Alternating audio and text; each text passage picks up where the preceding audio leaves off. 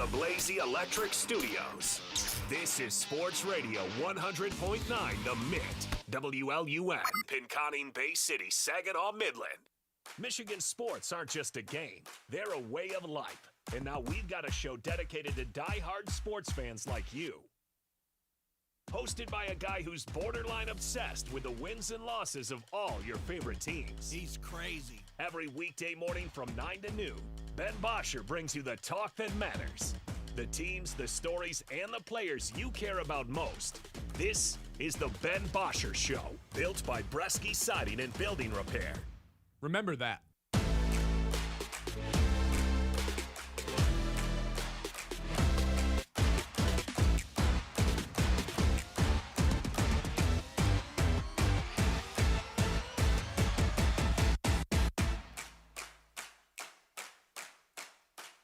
Hello.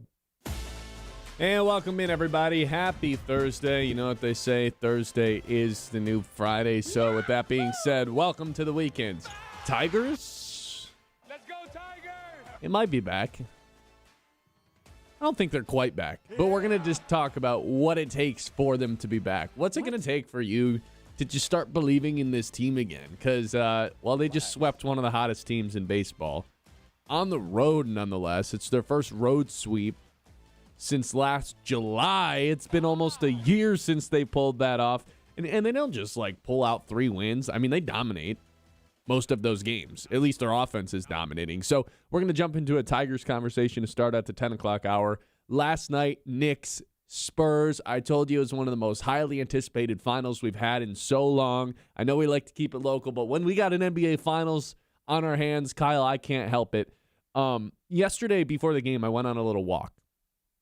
And, being a basketball head, I'm sure you do this too, all time, what does my starting lineup look like? And I legitimately had thoughts of Curry's running the point, LeBron's going to be point forward, I'd have Bird in there. And I was like, is Wemby already my center? If I'm just building a basketball team, is there a better person to have as the center than the greatest defensive player we've ever seen? I don't really think that's crazy to say that at this moment in time. So then as the game's approaching, I'm just more and more anticipating watching a Wembanyama game. I'm getting so excited to watch, greatness happen. 22 years old, and he's brought his team to the finals. And the first, the tip-off happens. He looks livid that he even lost it.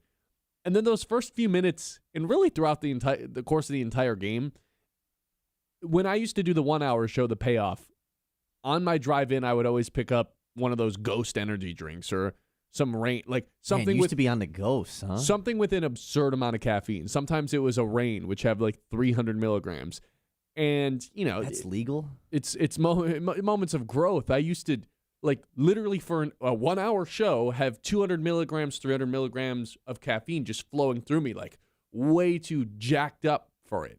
That's how I felt Wemby was last night in his first finals. He was a little bit too chaotic, a little bit too sporadic, pun intended with the spur thing there.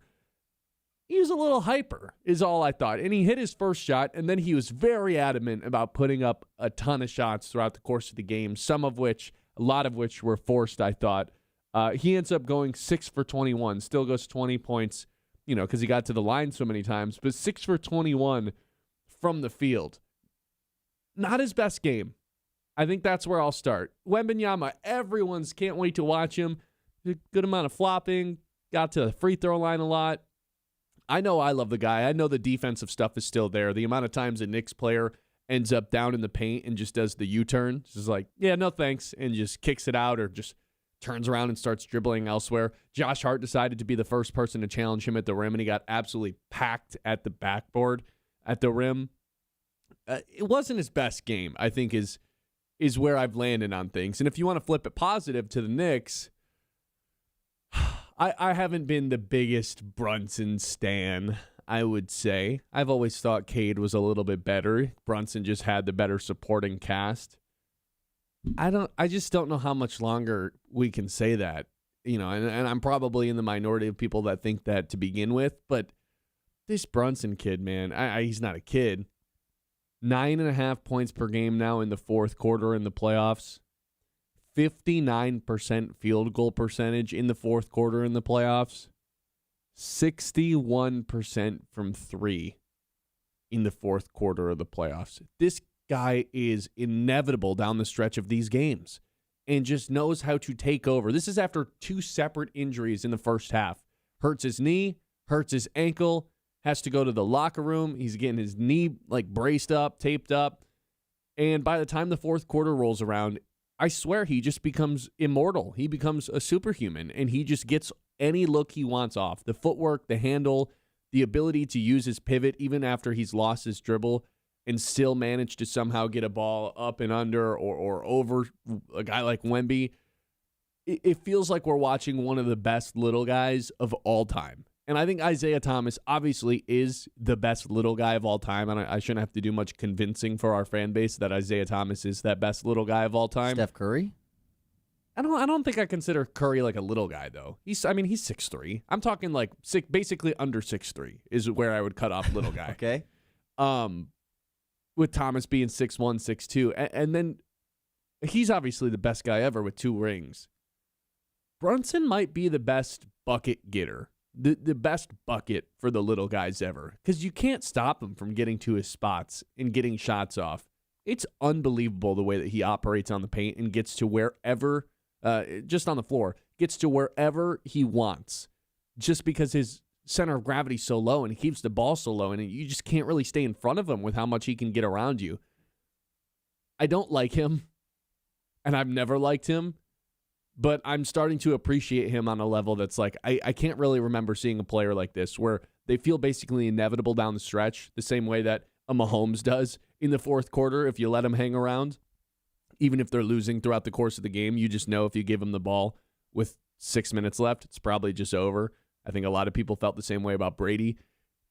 Brunson's starting to feel like that, where it's just oh no, here we go. This is going to happen. And the Spurs couldn't put the Knicks away, even though they led for most of that game, and it results in the Knicks completely stealing game 1 on the back of a 30-point performance from Jalen Brunson. Yeah, I don't know how the Knicks won this game. I don't either. This should have always been a Spurs win.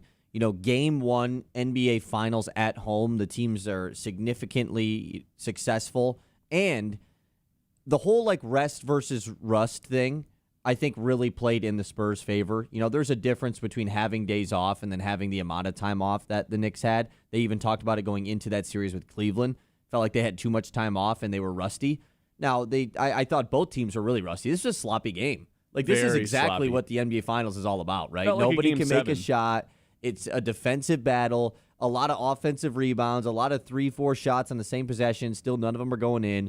But Brunson, we all know how our fan base, and when I say our fan base, I mean people who listen to this show, but just Pistons fans in general, feel about Jalen Brunson.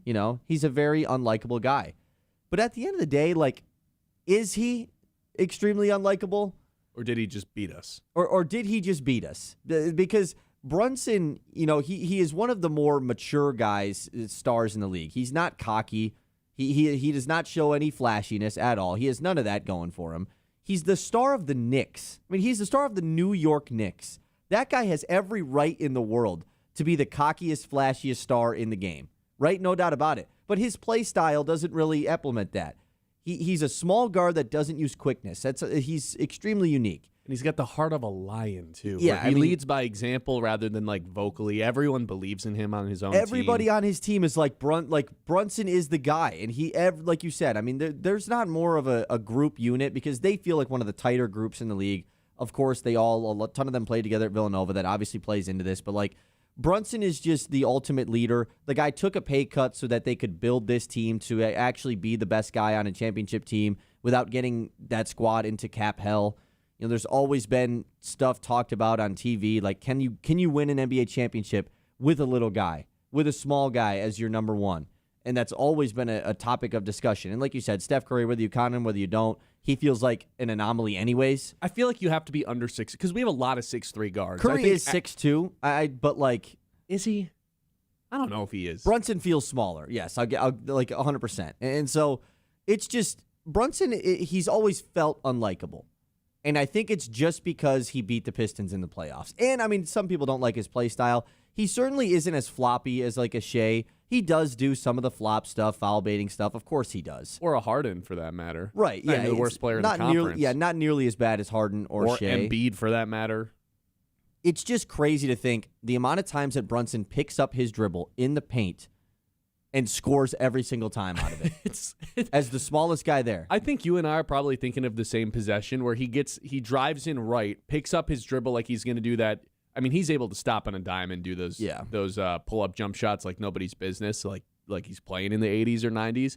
But he stopped to do it, didn't get his shot off, kind of pivoted around for a second, and then did this up and under where there was still a center under the basket too. I think it was Wemby, and it's like, I don't really understand how you got this look off, and it was a good look.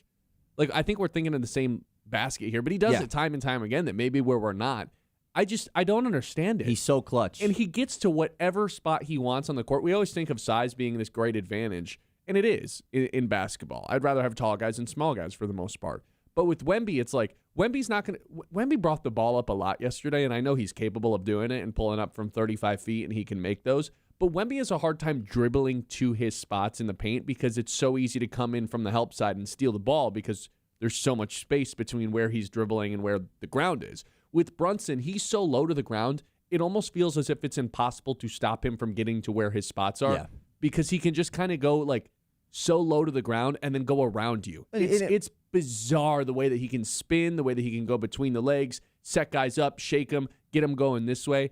There's not a spot on the floor he can't get in. He's the smallest guy there. But he's a brute crazy. force. Like, for being a small guy, like, he utilizes the shoulder bump and just leaning into a guy better than anybody. And you have to at that size, but that's why he's so extremely good. And I think flipping it, like how you led this, I think we could take it a little step further than just, like, a tough Wemby game. This was just a bad game. Like, it was a bad Wemby game.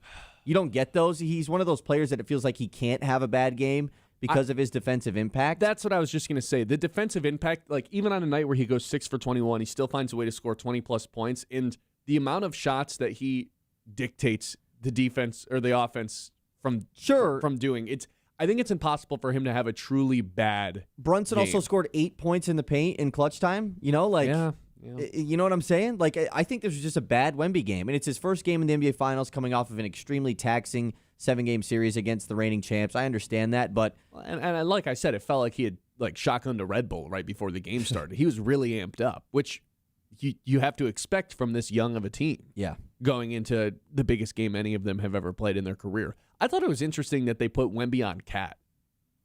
That surprised me right off rip because he has to close out. He has to get pretty far away from the paint in the rim on defense if he's going to be guarding Karl Anthony Towns, because that's not just a guy you have to guard in the perimeter. That's a guy you have to guard like 3 feet, 4 feet behind the basket. And there was 3 times in the first half where Wemby went that far out, and Karl Anthony Towns kind of blew right by him. Right. And there was one time where Wemby was able to block him and recover from it. Oh, that one block that he had was crazy. But forcing him to go out that far, not only like was I surprised that Cat was able to take advantage and close out. I thought he was using his off arm pretty well to kind of create some space. But also for everyone else, it makes life easier because you draw Wemby away from the paint. I would have totally thought they were going to put Wemby on Josh Hart. I thought so too, just to kind of let him roam a little bit, dare Josh Hart to shoot. They didn't really have to even do that. I wonder if that's the adjustment for game the 2. Knicks to win this game. You know, game 1 on the road. When the whistle, I know you just mentioned this stuff with Cat. The whistle was clearly on the side of San Antonio.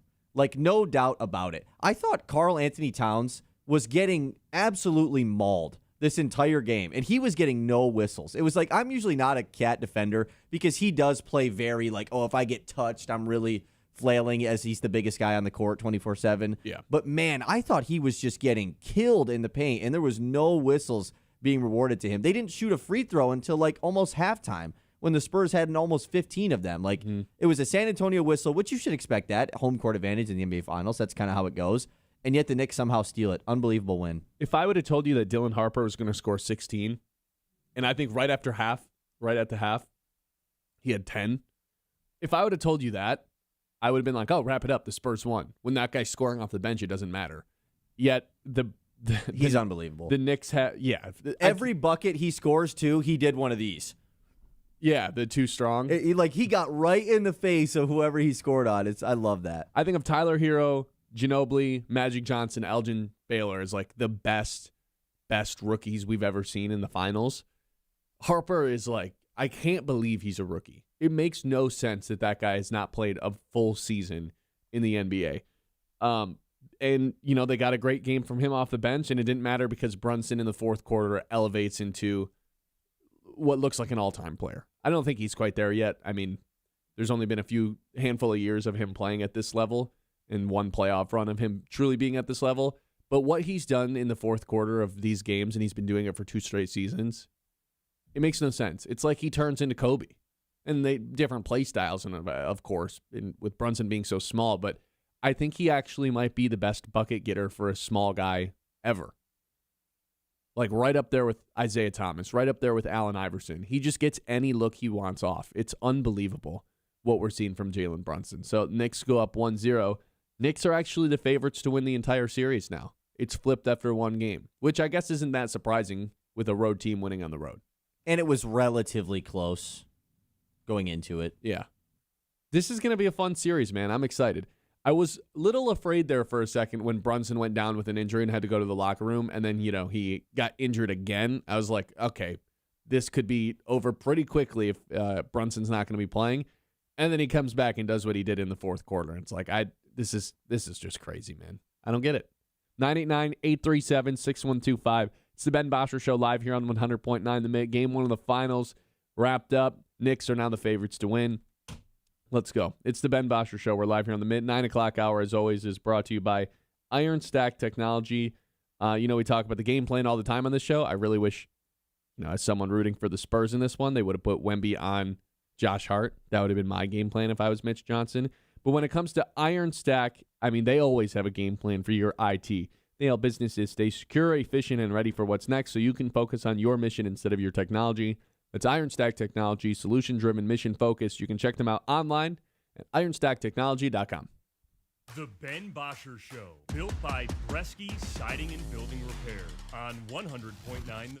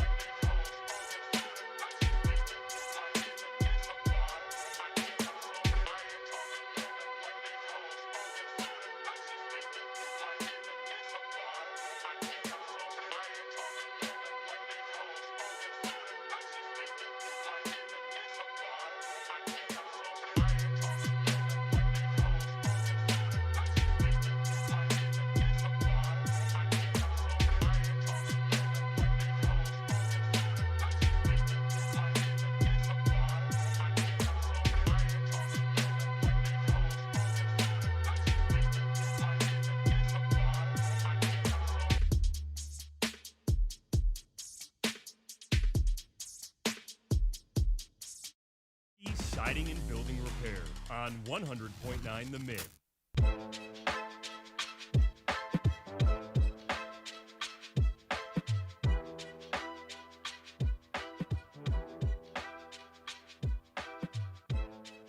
Do you think the Spurs should still be favorites to win the finals, by the way? No. You think it should be the Knicks? Well, Yeah. you had the Knicks prior to the series starting. I had Knicks in 7. And I guess you should probably feel pretty good about that after game one. I'm not going to take that away from you. Yeah, I mean, I do. But I do also think, like, I thought the Spurs were going to win game 1. So, like, I kind of did map out how I felt the series was going to go. My opinion was that going into game 6, it will be Spurs up 3-2, and that will be the decider. Game 6 at MSG. Either Spurs win it there or the Knicks win game 6, and then they will win game 7 as well. Them going up 1-0, though, it kind of changes things a little bit. The spread has gone up for game 2. The Spurs are favored by even more points. They're now 5.5 point favorites for game 2. Makes sense, though, right? I think they come back with some vengeance. Now that here's the thing, dude. I think San Antonio is the better team. They just obviously are less experienced when it comes to the postseason. Are they the better team? I think that's a good topic. I think they are. Duh, it's kind of a what team is better? They're playing each other. It's kind of a stupid thing, I guess, but I think they are. But I think we saw how juiced up they were for the first few minutes of this game. Wemby specifically, and really the whole game. Now that they've got a game under the belt, they can know what a finals is like. I know this Knicks team is in a similar boat, but just has so much more postseason experience. Now they can kind of put their heads down, take a deep breath, and go into a game with a little, more pressure because they're down 1-0, but play a little bit more freely. I think they're going to be able to do. You see Wemby in the locker room, or not the locker room, but the tunnel after the game. He was just shaking his head. He was so mad. He could not believe it. And he was bad in the fourth quarter offensively. He was bad in the fourth quarter. So I think he gets back into the paint, I think is where this ends up. I think he gets back into... Because I don't think he needs to bring the ball up. I don't know why he had to do that so much yesterday. That was really like... I know he's able to do it, and in the regular season it works. I want somebody else to bring the ball up and Wemby to go to his spot under the rim, or around the rim at least, and then they feed him the ball there so he can use his pivot foot, use his dribble, rather than no, I have to dribble from the top of the key to my spot, because he's going to get stripped almost every time if that's the case, because he has to dribble the ball so high. I do think, though, part of the reason bringing him up, or having him bring the ball up, is because when he is off the ball, trying to get him the basketball, like in the OKC series, that's where he gets beat up the most. Yeah, that's when he's hanging out in the elbow area, short corner area, they're trying to feed it to him. That is when the bigs are just all over him, and the officials have kind of just not called that. They've just let the defenders get away with beating the crap out of Wemby in that spot, and so I could see trying to preserve any sort of energy for him, because clearly, I mean, it's no surprise at some point Wemby is going to get burnt down a little bit, just with how this playoffs has gone and the way that his frame is built. I think we kind of are seeing it a little bit with game 1. But the youth really played a factor last night. I felt like, the Spurs had a big lead and the Knicks just are inevitable. They did it against the Cleveland in game 1. It wasn't as big of a comeback, but the age showed a little bit late for the Spurs in this game. Did you know, by the way, that they have the same, I'm not being making a joke here, their starting lineup is the same average age as the Michigan Wolverines starting lineup was? Just from a number. It's 22 years old. Now, I assume the days or whatever is probably older for the Spurs. 22 years old average age for just the starting lineup. No wonder they won a national championship. Michigan and San Antonio the same. Pretty crazy. That is pretty wild. I think what I told you in the Eastern Conference Finals is still remaining true and proving to be true, that the Knicks have hit this fifth gear where they're playing so in unison. I think Cat has become such a good decision maker under the basket, whether he needs to go score or whether he needs to, find the open man. He's been so good in that department, rebounding as well, to where it's really let them kind of have this unlocked offense. And then, of course, everything we talked about with Brunson in the opening segment, they've seemed to hit this fifth gear that only championship teams do. Now it's a matter of, are the Spurs going to be able to find that? Are the Spurs going to be able to match the chemistry, the ball movement, the always making the right decision? I think for the most part in the playoffs, the Spurs have done that. I don't think anybody's doing it as well as the Knicks have been doing it the last month or so. I don't think anybody has. Yeah, but San Antonio plays a similar style too. There was a couple of flashes in this game where I was like, this is 2014 Spurs. I had the exact same thoughts during Game 7 of OKC. I was the way watching that they rotate the ball and they just like one more pass, and then you think that it's finally shot. No, it's one more. They get the good look. It's Champagny in the corner, their best shooter. And this is right after a defensive clinic where everyone's rotating, everyone's in the perfect position, the communication's key, and then they go down the floor and do that where it's like ball kick, swing it, skip pass, and you just find the open baskets. It's Spurs basketball, and I think that's the fun part why this Spurs team is so rootable. Obviously having Wemby, but the Spurs brand of basketball is it's a brand that everybody likes. You know who likes it? The old white people. But even like young people, it's good basketball. I'm the same way. Move the ball, man. I hate when I'm at an open run and dudes don't move the basketball. It's my biggest boomer thing about me. I can't stand it. And I love that brand of basketball, but they are also like mentored by Greg Popovich still and Tim Duncan. These guys are still heavily involved in the day-to-day basis of the San Antonio Spurs while not being employed. I think that's awesome. Yet it feels like the Knicks have almost outspurred the Spurs in that department on offense because of how amazing their offense has been. Not just like, oh, they're making their shots, but from a unison standpoint. Everyone is on the same page. And when that happens, more of the three-pointers are going to fall. It's kind of inexplainable, but if you play basketball, you kind of just know. When you make those extra passes and everyone is in sync and no one's feeling a little left out in the offense and all, the shots just tend to fall. It's kind of unexplainable, but that's just how basketball has always been. I think these teams are incredible. Yeah. I can't wait to continue watching this finals. 989-837-6125. Show, as always, is brought to you by Bresky Siding and Building Repair. Protect your home with Bresky Siding and Building Repair, the experts who do the job right the first time. Whether you have a leaky roof, storm damage, siding looking tired, Bresky has you covered. Locally owned, trusted, and dedicated to keeping Midland area homes safe and looking sharp. Quality materials, skilled craftsmanship, and service that puts your family first. Don't wait for the next storm. Call Bresky Siding and Building Repair today. Keep your home strong for years to come. The Ben Bosscher Show, built by Bresky Siding and Building Repair on 100.9.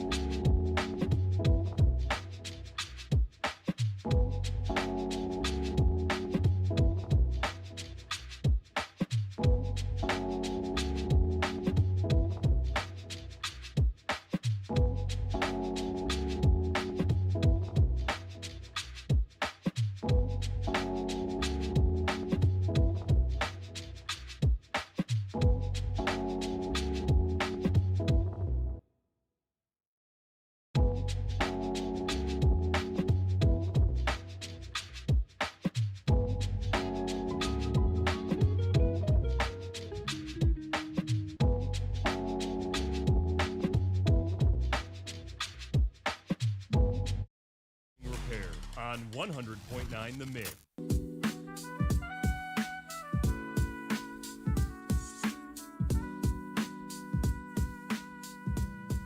All right, like I told you, I got a Tigers topic for you at 10 o'clock. What's it going to take for us to buy back into this team? Because after that sweep, I'm starting to feel it. Couple guys back from injury. The rotation looks a little different. Troy Melton starting to cook. That's at 10 o'clock. Until then, let's hit the news. The Mets Morning Catch. Yeah, big news. Tigers sweep the Rays yesterday. I do just want to touch, I know you want to talk about it at 10 o'clock, but just got to give a shout out to Troy Melton, man. The longest outing of his career. 8 innings, 2 earned, 4 hits, 5 Ks, and a walk. This was just a tremendous outing from Melton. And A.J. Hinch finally let a guy go deep into a game, too. I want to save most of my thoughts about this for later on because it's one reason to feel really optimistic about this team. But I'm glad you put it here in the news because it probably shouldn't have waited any longer than what it took to bring it up. You and I think, are maybe Troy Melton's number one fans, number one supporters. We're fan club founders. We have been doing this bit with Troy. It's not even a bit. Doing this with Troy Melton since, he was a long reliever last season. He was, always our guy of, this actually is kind of unlocking something different. Now, we always knew eventually he would become a starter. There's no going back now. That guy's never going back to the bullpen. Not after yesterday. No, and that's what we'll use to look at the Covenant Healthcare injury report because we've gotten a lot of injury news with the Tigers this week. And if you take a look at this isn't really like an injury update, but it's something that I am speculating. If you take a look at the Tigers' rotation that is laid out over the next couple of games, they moved everybody up a day because they have 2 days off. They have today as a day off, and then they have Monday as a day off following their Mariners series. So, right now, the weekend looks like Valdez, Montero, Flaherty getting moved up. Then Melton gets moved up to start Tuesday against the Twins. It's Melton, Valdez, Montero. Then there's an opening spot there on Saturday, June 13th. There's just a blank there. There's nobody in that spot right now. AKA maybe Justin Verlander does get one more rehab start, and then he's in that spot on Saturday, June 13th to rejoin the rotation. Just something I'm speculating. I mean, I think it's fair to speculate that after a rehab start that goes well. Skubal. I was just about to say, it could be somebody else, too. Because Skubal's due for a rehab start now at this point. I assume that's the next step in his progress. He could have one any day. He could have one this weekend. That's kind of what was talked about after his live BP session was it feels like this weekend feels like the right time for him to have a rehab start. We didn't get any update on that yet. So imagine Toledo. They get a Justin Verlander rehab start and a Skubal rehab start in the same did you see span. Did you see the crowd at the Mud Hens game when Verlander was there? No, but packed. I can imagine what it was like. It was packed. Imagine, it'd be awesome having somebody come here on a rehab, like a legend like Justin Verlander. That's unbelievable. Okay, let's move on in the news. Because we have a bunch of random news today. Not like a ton going on, but a bunch of random stuff. Starting off with Shohei Ohtani. We're talking about great pitchers. He might be the greatest pitcher we're seeing this season because he has 6 more scoreless innings last night. Just 2 hits allowed. Just unbelievable stuff. 6 Ks as well. Through 10 starts, the lowest ERAs in Major League history. 2021, Jacob deGrom, a .56 ERA. 1966, Juan Marichal had a .59 ERA. And then you have this year of Shohei Ohtani, .74 ERA. Did I mention he also hits the baseball pretty well, too? Plus 550 to win the Cy Young right now. I think that's only going to continue to go up. I still don't think he's going to win it, which is the craziest part. Well, he's minus 900 to win the MVP. The crazy thing is if he when he wins the MVP this year, it'll be more because of his pitching than his hitting, which has not been the case the last couple of years. It's always been, he's the best hitter in baseball while also giving you some pretty good outings throughout the season. No, he's like one of the 3 best pitchers that we have in the National League, plus he's hitting. I think which is probably the more impressive thing. Yeah, I think so too. If he was pitching in the American League, he'd probably be the Cy Young favorite right now. There just so happens to be absolute studs on the mound in the National League right now, and just the National League as a whole is just much better than the American League. Christopher Sanchez, Jacob Mizorowski, and Paul Skeens all having tremendous years, but so is Ohtani. It's just offensively, the homers are down. That's like the only thing you could nitpick about Shohei Ohtani this year. By the way, he's now hitting hot though. He's hitting above 300 now. After he went through a big slump early in the season at the plate, he's hitting 301. So I think he's going to get hot at some point with the long bombs, though. It's just inevitable. This is who he is. And like as much as we're sitting here saying, the homers are down for Shohei Ohtani, he still would be second on the Tigers in home runs. So not as many as Ding Dong though, Mr. Dingler. 14 homers for Dylan Dingler right now. Let's save the Dingler stuff because man, he has just been amazing. Career high, by the way. As I did mention with Christopher Sanchez, his shutout inning streak ends at 50 2/3. He went 50 2/3 innings without giving up a run. It was an unbelievable stretch for the southpaw of the Philadelphia Phillies, who is still the favorite right now to win the Cy Young, right? Yeah. Yeah, Whoa. so. Okay. Big whoa from Ben. That's okay. I'll continue the news. But yeah, Sanchez scoreless inning streak did end. What happened? Did you spill water? Way worse. Smoothie went everywhere. Oh, spilled the smoothie. Okay, I'll continue the news while We're gonna have to Ben. go to break, dude. Yeah. Like right now? You can finish the news. I'm of no help. I'll just keep giving people the news while Ben cleans up smoothie that he spilled all over himself. With the Tigers sweeping the Rays, though, we'll give you an update on the American League Central standings. Tigers now 25-38. They're 11 games back of the Cleveland Guardians, who have been on a little bit of a win streak right now. The White Sox winning again yesterday. They are just 2.5 games back of Cleveland. Minnesota is 7 games back of Cleveland, and the Royals just have continued their terrible streak right now. As far as the wild card goes, though, the Tigers did shrink that number a little bit. They are 6 games back of the Athletics, who are right now that final team, who are a game under 500. So this is still very much intact for Detroit, 6 games back in that wild card spot. Still a lot of teams wedged in the middle there. Texas, Toronto, Baltimore, all pretty close of that final spot as well. Okay, yesterday we got news from edge rusher Micah Parsons. He tells the media that he will not return from his ACL injury till at least mid-October. So we've been kind of speculating with all of these guys that went out with late season injuries. Mahomes, of course, being one of them. Bo Nix is one of them. Micah Parsons is the big one that impacts the Lions the most. He will not return till at least mid-October. So, of course, if you take a look at that Lions schedule, it plays a bit into their favor. They, of course, play Green Bay at the end of the season, so he should return for that game. But the Week 7 game against Green Bay, is Parsons going to be back for that one? I don't know. That's Maybe. at the end of it's at the end of Green Bay, or end of October. Sorry, the Green Bay game is. So that'd be unfortunate if that was like Micah's first game back. Nonetheless, though, it will be around that time when he will return. We'll do this final thing in the news, and then we'll save the rest for later. Buster Olney, who has been giving us all the Tarek Skubal updates all season long about his trade potential, he throws out this morning, the Tigers are telling other teams, as of right now, they are not selling. The sweep of the Rays will fuel their hope of climbing back into the American League race. Obviously, I think a lot of Tigers fans are still going to be on the board of, hey, it makes most sense to trade Tarek Skubal, but it also makes sense for Scott Harris and the rest of the Tigers front office to tell other teams this right now, because you, of course, want the price of Tarek Skubal to drive up. Oh, you're not trading Tarek Skubal? Let's throw out this in. Let's throw another prospect in, this and that. So, yeah, that'll wrap up the news. Hopefully, Ben is his smoothie duty is going a little bit better over there. Wait, hold on. Can you hear me? Yeah. I don't know how I'm surprised my computer still works right now, honestly. All over the computer? Dude, you're going to have to come over here during the break and see what I did. Winter in Michigan, they can get brutal. The last thing you want is your furnace to quit on you when it's freezing outside, or your AC unit to stop working when the heat is finally arrived, which seems to be about right now. You got to get the furnace and the AC units running as efficiently as possible so you can keep your homes cozy all year round. Answer Heating and Cooling are the team that is going to keep your home comfortable throughout the entire year. That is Answer Heating and Cooling. The Ben Bosscher Show, built by Bresky Siding and Building Repair on 100.9 The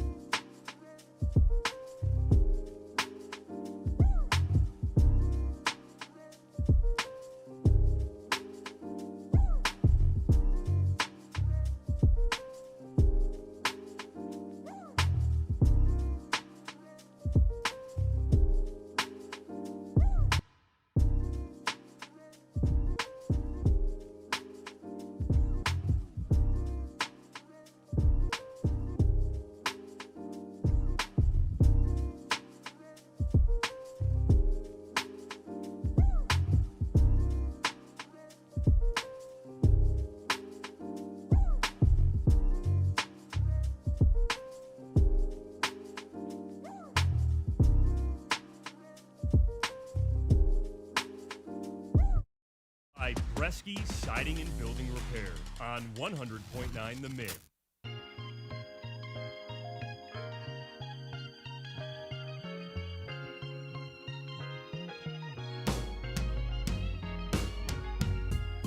I mean, this is bad, Kyle. This is really bad. We must It's persevere. all over the wall, dude. How did it splash all the way up to the wall up here, man? Oh, man. Now the Red Wings thing behind you is all crooked. Accurate. Yeah, it's... Oh, my Yeah, God. man. This is tough. I don't even We'll get through understand it. how that happened. In what world One of would those I... little yogurt smoothies? In what world did I not screw it back on when I closed it the last time I took a sip? It could have been worse. It could have gotten, like, the technology screwed up. You know, it could have, like, Oh, poured look at over the phone underneath. The unfunctioning phone, that is. For now. Yeah, it's... Dude, are my pants going to be ruined? That's kind of what I'm the most concerned about right now. There's a chance. These are nice. I mean, they're not nice pants, but like they're new pants. They're pants I enjoy wearing. I can't find. We need more antibacterial wipes. Yeah, for those who missed it, I went to take a sip of my yogurt smoothie during news and dropped it. Cap came off. Explodes. I don't understand how the yogurt ended up as far as like my head level if it hit the ground and exploded. That's what doesn't make sense to me right now. I think the majority of it ended up on my pants. Yeah, the pants are... I don't think anyone can see them here on YouTube, but the pants are not in a good spot.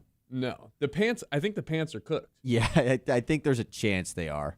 I mean, part of me wants to run home and put them in the washer right now. They should definitely get rinsed off first. Before the washer? 100%. Why? Well, I mean, they have yogurt all over them. They should probably, like, get run under the bath or something first. My backpack has yogurt everywhere. The floor has yogurt everywhere. The wall has yogurt everywhere. My computer had yogurt everywhere. My Z and X keys have yogurt everywhere. Now my computer's trying to update or do other things. This is not good, Kyle. This is not good. What was next in the rundown? Because somehow in all the process, all of that shut down. Well, this is something you don't need your computer for. It's our fun little hypothetical that we have been talking about here in the studio for the last couple of days. The Lions hypothetical. Oh, okay. Well, yeah, with Aaron Donald coming out of, or talks of Aaron Donald coming out of retirement. Please don't. Yeah, please don't. Somehow exited out of everything again.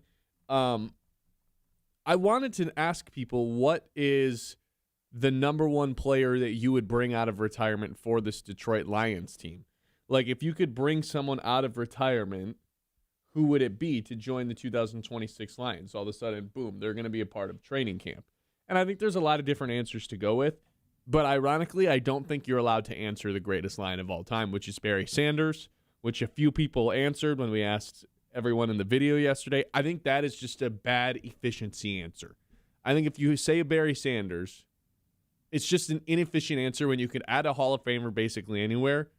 The one spot you probably don't need to add a Hall of Famer is the guy who's potentially going to be RB1 in this league, because you can't have both of them on the field. We've tried it.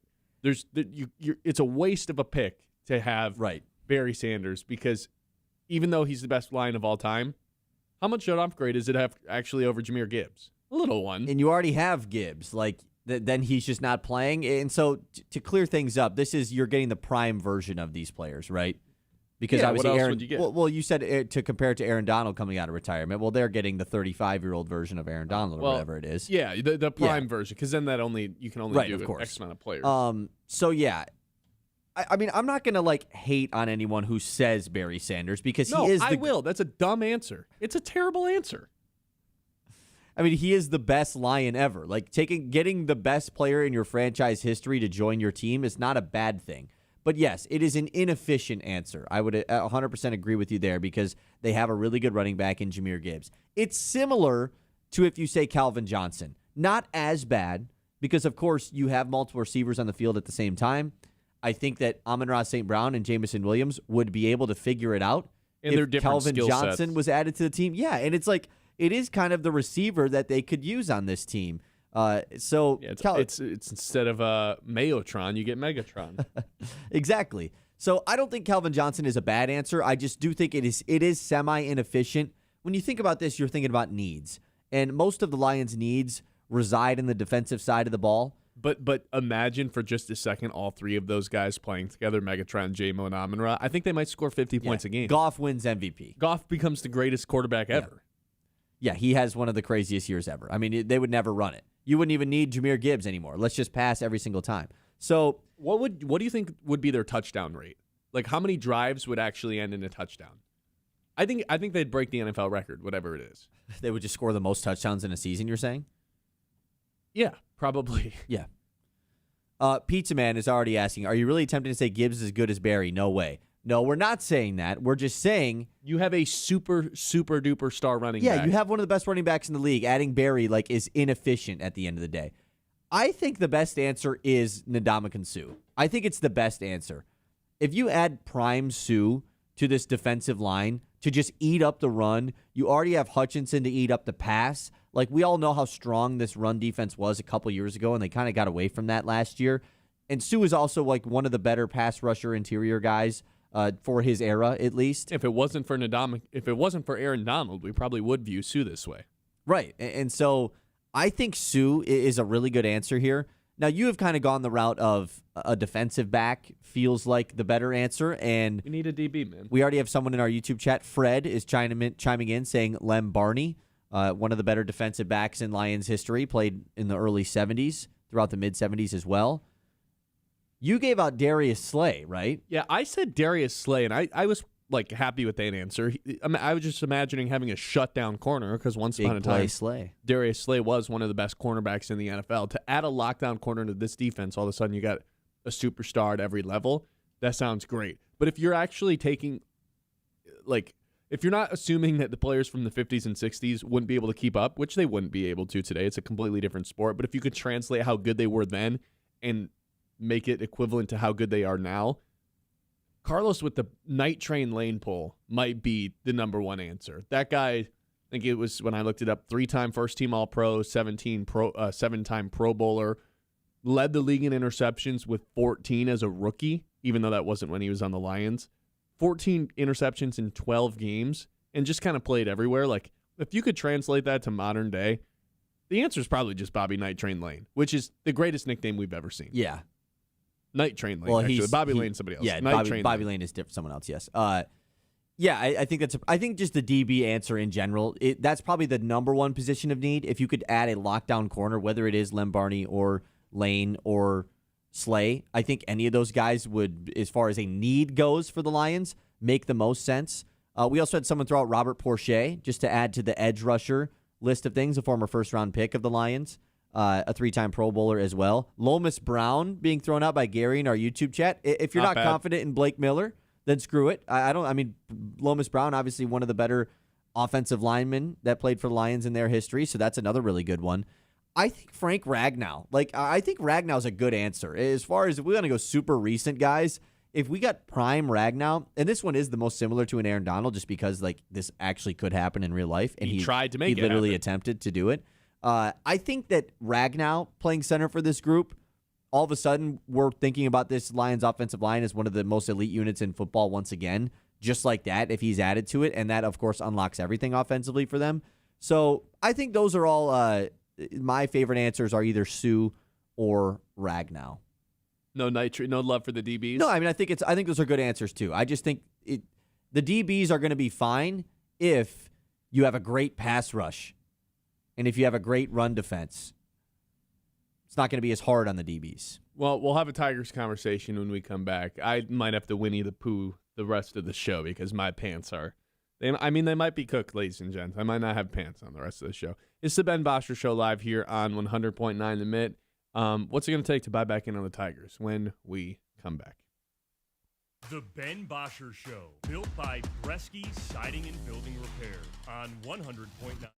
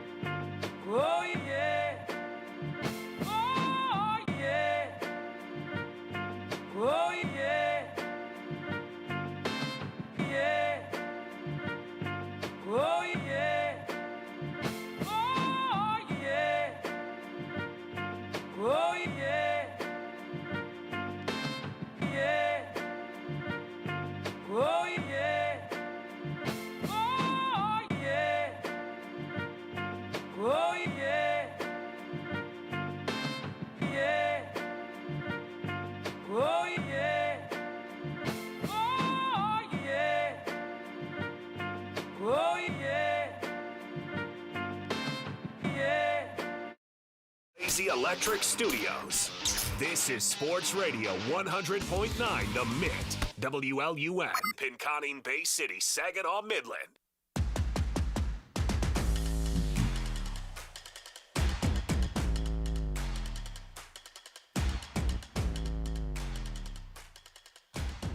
All right, welcome back in. We're surviving. Smoothie pantsed up. That sounded way worse than it actually was. There's no weird meaning behind that. There's literally smoothie on his pants. Smoothie all over my pants. I'm still going to drink the rest Remember of it. the Squirrels in My Pants song? You got smoothie in your pants. Oh, he's still drinking it?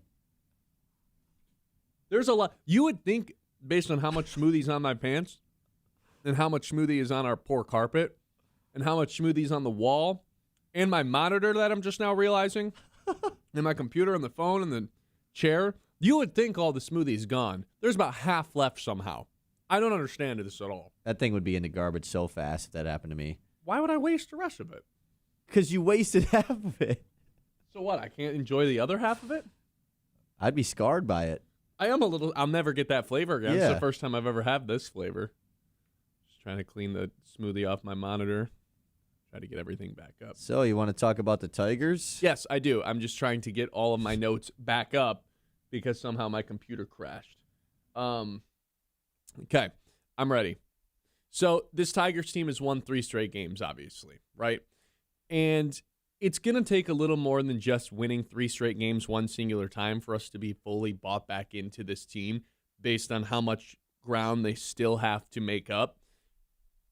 What is it actually going to take? Because I have an actual answer for when I think it's time to all of a sudden get really excited about this Tigers team again. And I'll start here. If we're setting a benchmark for when it's okay to be excited about them, I think that does mean we already are a little bit excited about them and are starting to believe that maybe there is a chance. We just don't really want to admit it to ourselves until fill in the blank moment, right? Like, we wouldn't be doing this topic of when is it okay to buy back in if we didn't already in the back of our minds, deep down, think that there was a chance. So I think we're already a little bit there. When is it okay to publicly admit it, though? I mean, I don't think it is that we deep down think there is a chance. It's just, hey, it's June 4th. Like, I think it's just more of that. Like, look at the standings and look at how much season is left. Of course, there is a chance. And so I don't think it's us, like, convincing ourselves of anything. There just is. Mathematically, there just is a chance. Now, I have tried to ride the side of I'm going to look at what happened over the last month rather than the last 3 games.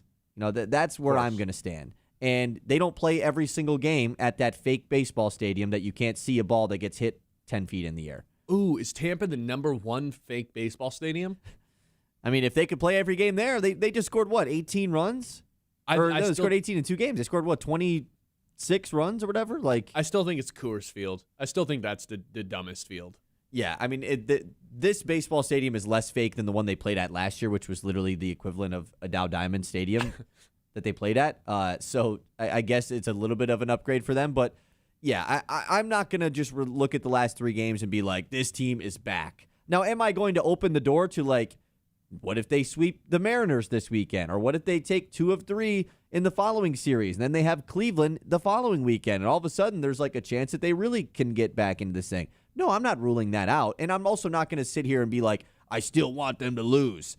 But what's best for the Tigers going forward is still probably losing. Well, it's one way or the other. You either have to start winning at an exceptionally high rate or losing, continuing to lose the way that you have. Going 500 doesn't change. Then I think that's fine. I was going to say, having a .55 win percentage rest away, like, now we're talking about, oh no, we're in a situation where obviously we're not going to want to sell Scooble because we're within striking distance, but we're not really justifiably buyers. That's the worst case scenario, I think. I mean, even if they did that though, like this team is still 13 games below 500. Like, if they went slightly above 500 over the next month, what are they? 10 games below 500? That's still terrible. Like, it still is going. If they had .55 for 2 months, all of a sudden you're only 5 games under 500, and then you're in a really weird spot. No, you're not. You're 5 games under. No 5 games under 500 team is buying at the trade deadline. What 5 games under might be 4 games out from a playoff spot in this league. It might be 1 game out, honestly, with how terrible this league is. That's a good point. I still think that it is going to take them. We mentioned this at the end of May. The only way that I'm going to get bought back in, and I have to stand by this, is if they do exactly what they did in May in reverse. Oh, you went 6-22 in May? Okay, go 22-6. Oh, you lost 8 straight series in May? Win 8 straight series. That's what it's going to take, because we all know deep down, whether you want to be out front about it or you just want to hide your thoughts about it, what's best for the Tigers' future is not sneaking into the playoffs in a terrible American League that you're just going to lose in round 1. And even if you do this team's not winning a World Series, which is the goal at the end of the day. That's the thing with me, dude, is if they somehow rally the troops and get hot at some point and get themselves. What we said about them at the very beginning of the season remains true. Like, they're a tough out in a playoff series if you have Skubal, if you have Melton pitching the way that he was last night, if you have Fromber, and if you have Mize. That is a tough rotation. Here, you say it's got to be lots of ifs in there. I guess you say that you got to flip it around and have that good of a month of June. I say this, dude, if they can win 6 of their next 9 games, including a series win versus Cleveland that you have, not this series, not the next, but the one after, all of a sudden you're looking like, okay, it's like you've got some life. If they can win 6 of their next 9 games, and win a win a game against Cleveland, win a series against Cleveland, I think I'm like right back into thinking, okay, I think this team has a chance, because as we knew in May, that wasn't the real Tigers. That was how you lead, Zach Short, Wenzel Perez being in the lineup every day. None of those guys were in the lineup yesterday. None of them. Now you have a guy like Kerry Carpenter and Gleyber Torres, who in their 2 games in which they've been back, 4 combined games that they've played, they're hitting 8 for 18, 2 home runs, 2 doubles. Gleyber Torres is a top 10 player in baseball in terms of pitches seen per at-bat. That means something. Like, you're getting in a guy who's going to give you quality at-bats. With Kerry, you're getting someone who gets hot from behind the dish and will hit a ton of home runs at some point this season. Like, that and the fact that you've got June Riley Green. This is like 3 consecutive seasons. Well, 2.5 consecutive seasons. Last 2 years, he was hurt the year prior and then back a season before that. He's just a killer in the month of June. An absolute killer this month. I'm talking over 300 average. I'm talking 975 OPS. That was in all my notes. Unfortunately, those have been smoothified. Here it is. 325 average, 13 home runs, 975 OPS, and 66 games with 48 RBI in the month of June. Like, this is one of the best players in baseball for some reason during this month. So that's another reason to be optimistic. I told you Gleyber and Kerry, the return of those guys is a reason to be optimistic. And then the Troy Melton thing, like, obviously we're not getting a 8-inning performance from Troy Melton every time he touches the mound. But if we're getting this, we always thought Troy Melton had this sort of potential. If this is the pitcher he is, this is like a borderline stud. And if they have another one of those with Mize when he's healthy, and Skubal when he returns, and Fromber if he can like dial it in, it's a tough team. It's a good team. It's certainly not the team we saw in May.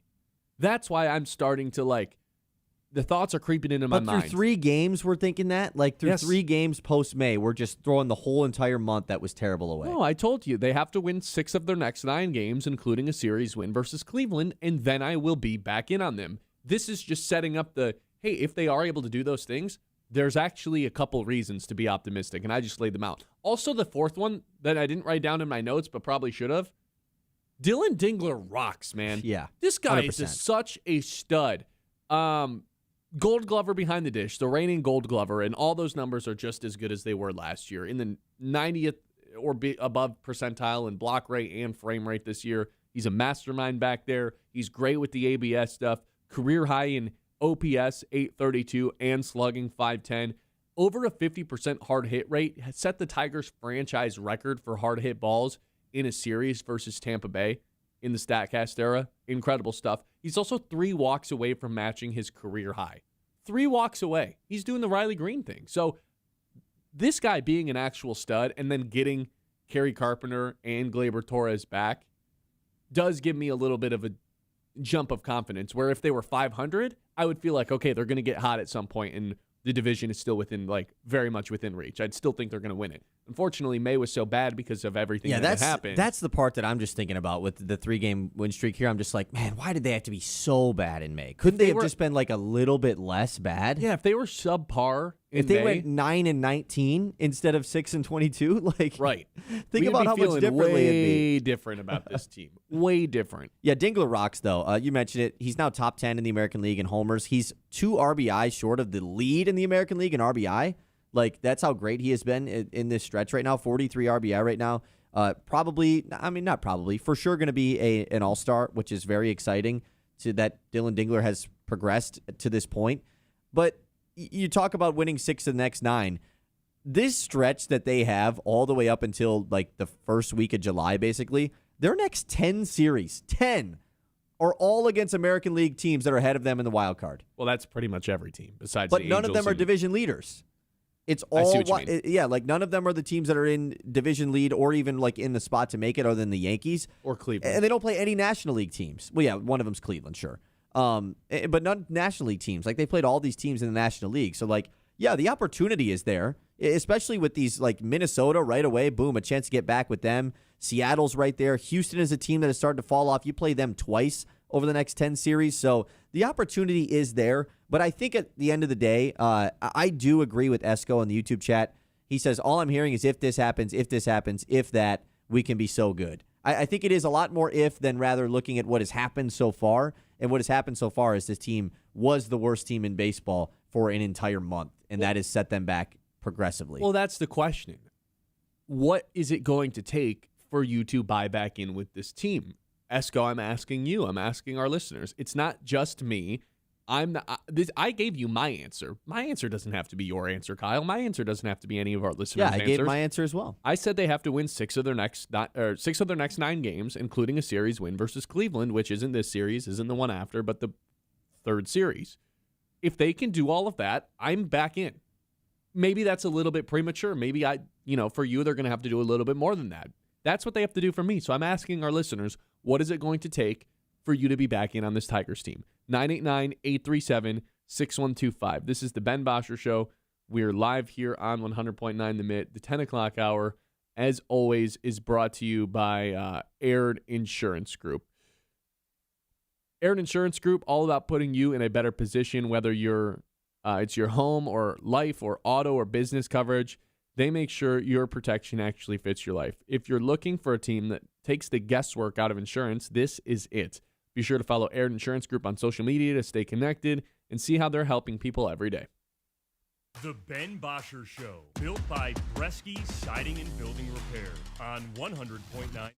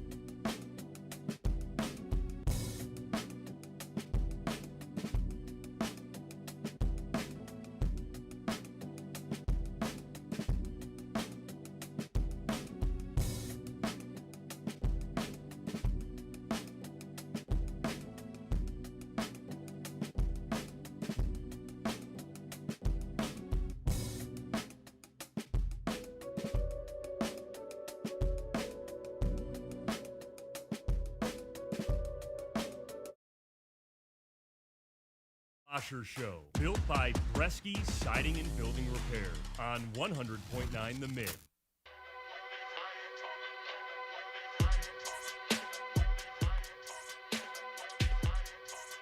I think more people are agreeing with you, Kyle. First text we got, it's from Mike. He says they'd have to go 20-5 in their next 25 games for me to buy back into this team. So the inverse of what they did in May, which is essentially what you said. And if they went 20-5, by the way, over their next 25 games, they would be 2 games above 500. I'll tell you what, if they did that, I'd be way back in on it. Here, the thing is, though, Kyle, if they won 20 of their 25 games, at some point before them doing that, you'd be back in. Yeah, you're right, because it would feel like, okay, they've actually found something here. You're right. Like, I think when I say they got to win 20, they had to go 22-6, they got to win 8 straight series, you're right in the fact that You'd be bought back probably in well by before like that. the 5th straight series win, I would be like, okay, like I think I'm back in. But it's just the theory of what happened in May was so bad, and I was already just bought in on the thought and the idea of, okay, what does this actually mean to trade Skubal? And like getting the assets for that guy has been something that I have been thinking about for the last 2 years. And last year you didn't think about it at all, but the year before that we had talks about it at the trade deadline. And it's funny, coming into this year, I said, like, there's still going to be Skubal trade talks no matter what happens. And obviously, that's for sure. Things went a little bit more south than we expected. But it's just, at the end of the day, coming into this year, we felt like this was a World Series team, right? Like, that was the ultimate goal, to get to the World Series. Like, that is something that realistically we felt they could do. And right now, there's no way in hell I think that.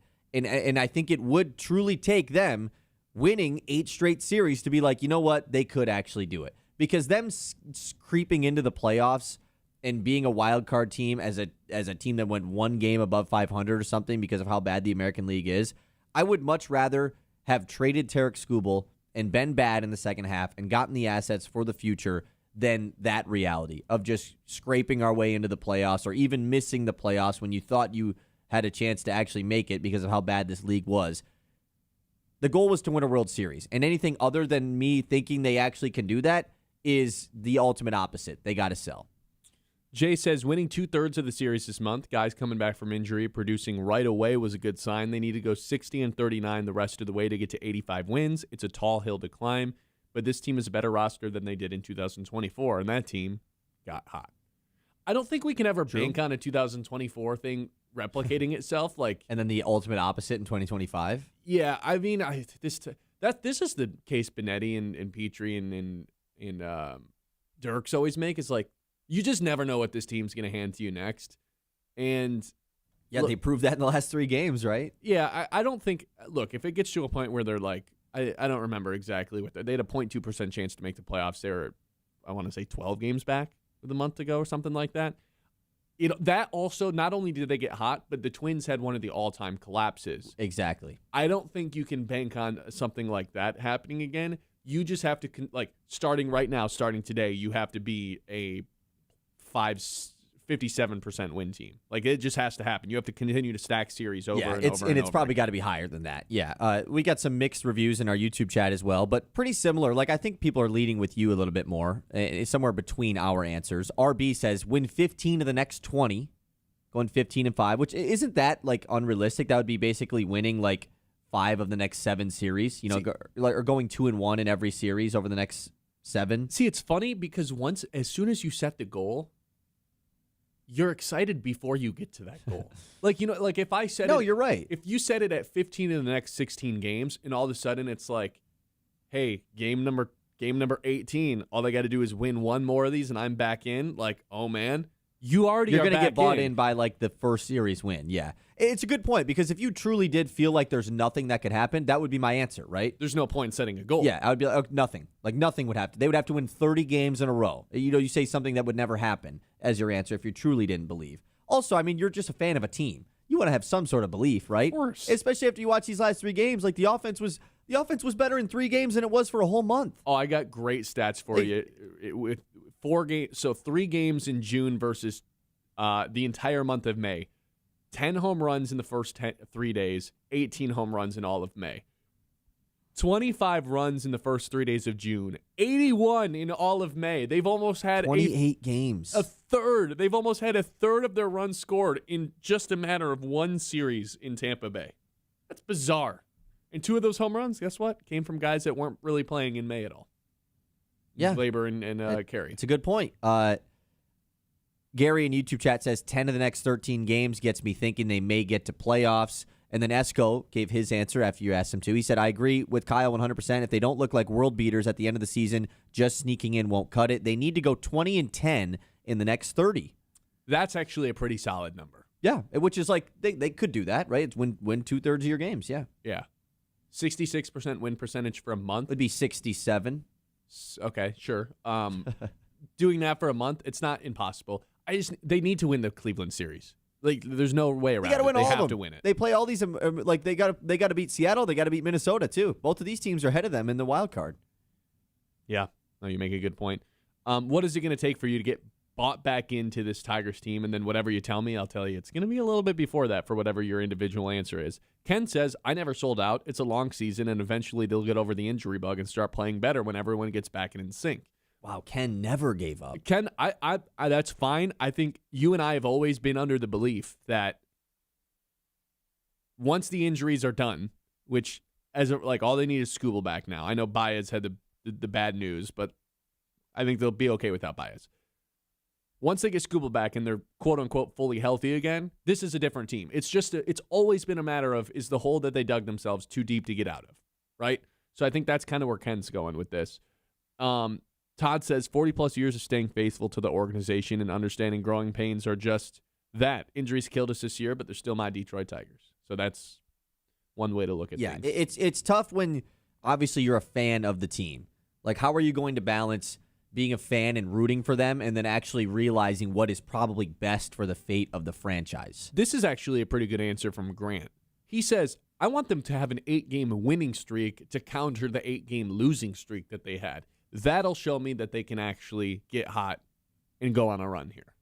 Yeah, I mean, if That's not bad. If they win 8 straight games, they've already won 3, so they win 5 more in a row, they'd be 30-38. God, which is still just so not good. Yeah, but it would Kyle, really if they make won up 8 ground. straight games, Yeah. I think I know your answer that you said. You're right. excited. Of course, I'm excited after this series. Like, it's the fan in me is really like I'm trying to hide it because I just know what is actually best for them, and it's not whatever is happening right now. Because May was that bad. And like we said, the worst part about this, man, just go 10-18 in May.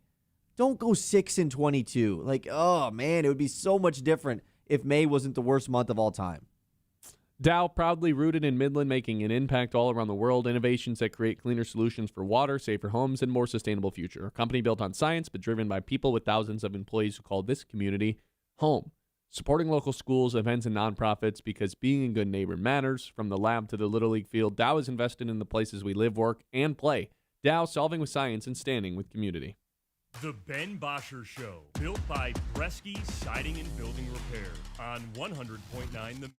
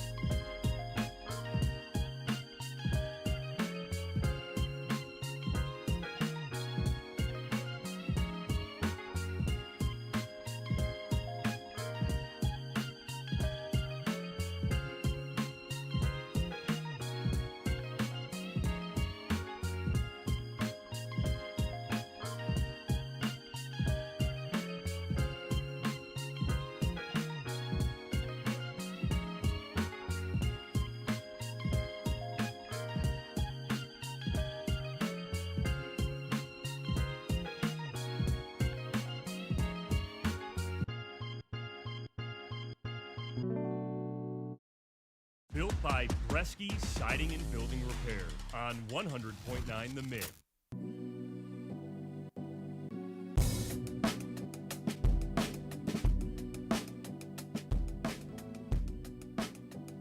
All right, let's work a little bit of NFL in. I've got something really good for around the league today. It's time to zoom out and go around the league. So I didn't tell Kyle about this at all. I just put in the rundown around the league. Trust me, I'll make this make sense. Just like you didn't tell me you were going to spill yogurt everywhere. Well, I didn't tell myself I was going to spill yogurt everywhere. Kyle, today I've got something really fun for you. The 7 most cringy, corny Russell Wilson moments to ever happen Oh. in honor of his retirement. Oh, this is good. You've got 7 of them. Wow, because I can think of 3 or 4 of them right off the top of my head. Wow, 7 of them. Okay. Maybe I should have told you so you could have put in some pictures in of these moments. Oh, that would have been good. I think you'll like remember the Subway these. commercial one. Oh, that would have that's been on here. That'd have been a great picture to put on there. Number 7. Did you rank these yourself? I did, yeah. Oh, this is awesome. Number 7, week 1, his first year in Denver, the return to Seattle for Thursday Night Football. Midfield, hands up, eyes closed, spinning in circles, whispering to himself as there's just hundreds of cameras taking pictures of this. Do you remember this? Yeah, and what year was this game? This would have been 2022? 2023, maybe? 2023 sounds right? Yeah. Because wasn't this like a terrible game? Well, we didn't know Seattle was going to be frisky. This was like my survivor pick. I was like, oh, no, it was Monday Night Football, I think. I was like, oh, week 1, Denver just traded multiple first-round picks for Russell Wilson to go win a Super Bowl. Yeah, They're this not was gonna lose to Monday Seattle. Night Football, 17-16, yeah. And then Geno Smith got it. And this was the game where Geno Smith said, they wrote me off, but I didn't write back. So Russell Wilson, the thing is, if he was on the field, eyes closed, maybe he was praying, maybe he was just talking to himself, hands up, midfield. If he were to do this before, this wouldn't be cringy. But I just am not really sure what sparked him to be like, you know what I'm going to do today? I'm going to go to midfield, and just start spinning around with my eyes closed. And that is a common theme throughout this. It's not necessarily the individual thing that ends up being cringy. It's the fact that, brother, what went through your mind for this to do this now? Right. Number 6. Broncos practice facility. Running out with an imaginary tunnel and high-fiving all the fans like you're coming out of a high school basketball line. I remember that one. What are you doing, dude? What are you doing? Do you think he practicing. would have done that if there was no cameras around? No, of course not. Why would he? Why This would is he the have done common that? theme, Yeah, though. exactly. I think he doesn't. When the camera's on, he's just a very inauthentic person. Oh, I can't wait for the other Broncos one, man. At practice, it'd be one thing if it was at the game, like pregame, just kind of like, people do this at the free throw line when nobody's there, like they'll Yeah, just it's do just the part of their imaginary routine, high fives. At practice, let's run That's out. real practice, man. It's gotta be like a real game, you know? Oh, speaking of real games, I'm going to skip to number 3 then. Going through an entire game simulation on the field with no pads, doing huddles, breaking the huddles, doing snap counts, calling out audibles by himself. This would not be I don't remember weird. this one. Where was this at? So Was this with Denver? It was Seattle. Okay. This would not be weird if he did it every game, if you had a pregame ritual of just going through the plays. He had never done it before. And one day he was just like, I'm going out hours early and going through a game on my own. I'm going to the huddle. I'm talking to Nee. I'm going to look around at my teammates. I'm going to throw audibles. I'm throwing touchdowns. I'm going to celebrate. It was so weird. Why? What goes through someone's head to do that? That's What Russell a Wilson for you, goofball, man. I'm going to miss this guy the more we're talking about Well, no, him. we're going to get to see him, man. We're going to see him on CBS. I just wonder, like, the fake game simulation, like, you know what I think is going to help us win today? I'm going to play this game in my head. And then we're going to play the actual game. I will say, dude, just a quick thing. Like you say, I'm going to miss Russell Wilson. So am I. Because remember the game last year against the Dallas Cowboys, Giants-Cowboys, where neighbors had the huge 400 game. yards? He threw like 400 yards, but it was the ultimate Russell Wilson experience. He literally just only was throwing the ball 40 yards downfield. That was it. It got to the fourth quarter. He was like, every pass I throw is going to be a deep ball. It was awesome. Number 5. Doing a Pete Carroll impression. I'm not really sure the context of this, but I watched the video last night. Is it pretty bad? Maybe it was Halloween, maybe it wasn't. Well, he has a headset on. He has a wig on, like a white hair, and he's chewing gum aggressively, like Pete Carroll. pretending he's Pete Carroll. All I was trying to do as I was watching that video was like, I just can't imagine taking Jared Goff seriously ever again if he was like pretending to be Dan Campbell. If he threw on a headset, had a goatee, and was doing like, man, I don't really need my quarterback doing impressions on my. No. If Amon-Ra did it, I think it'd be funny. The quarterback, I just feel like you need to take them seriously, and Russell Wilson has never been someone that anyone can take seriously. Never once. So that made the list. Your favorite, the Danger Witch commercial. Have you ever done anything dangerous? You know, I think most people.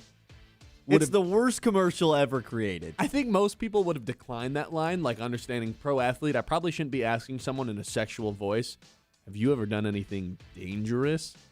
Most players. While referring to a foot-long sandwich. Most agents would have been like, yeah, probably not a good idea. I bet you Russell Wilson came up with that line, dude. I bet you he walked into the Subway you're commercial. dangerous. You should make the Danger Witch. And I bet you he was like, what if I asked the person, like, you ever done anything dangerous? Have And you ever Subway was like, eaten a sandwich? Yes, good. All publicity's good publicity. Yeah, people are going to talk about this. What a bizarre commercial, dude. He was so happy to do it. There's the biggest smile on his face, man. Oh, it's such a bad. I'm going to literally pull it up and watch it right now during this segment. The next one I have.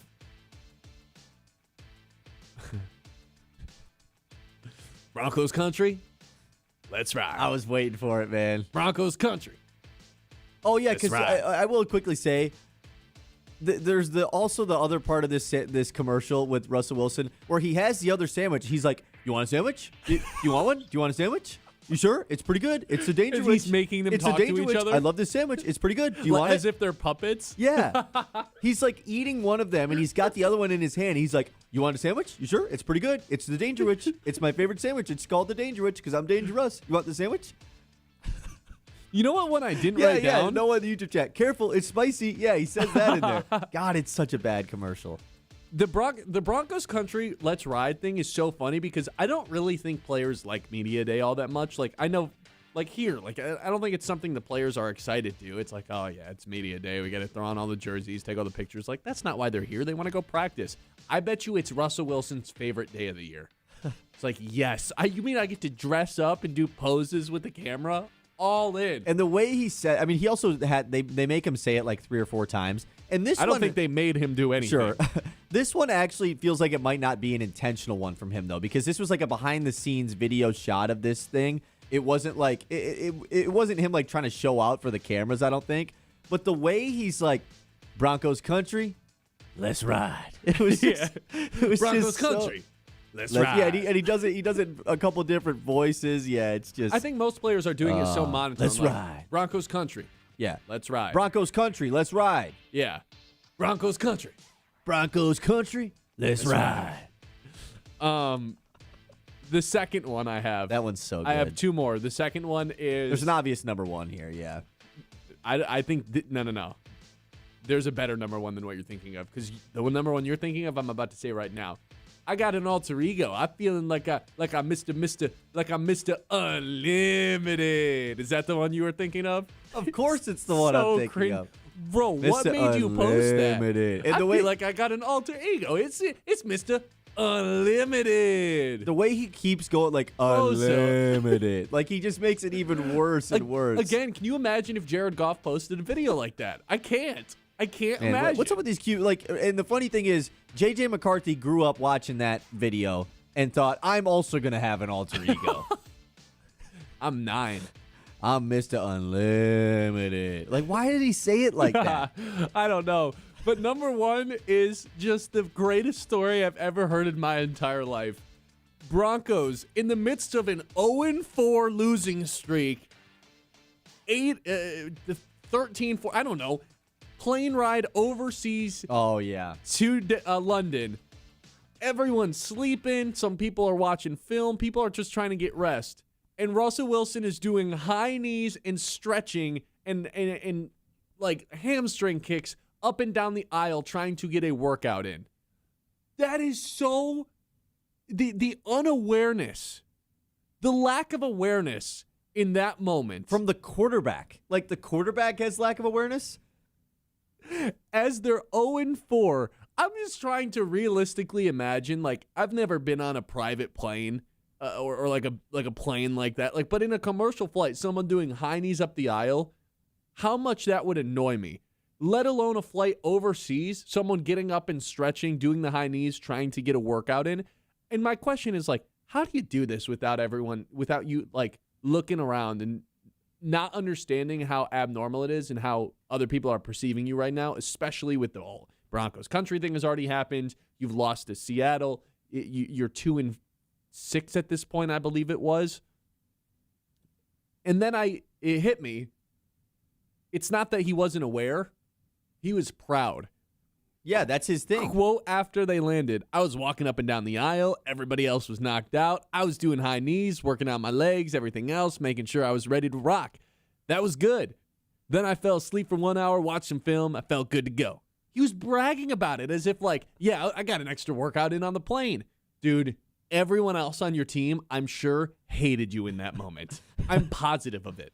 Oh, man. How did you miss the moment where he threw an interception at the goal line of the Super Bowl? Because that's not a cringy moment. That's or when he just like stole Future's girl. That's the thing. He did all this stuff and yet married his girl. That's crazy.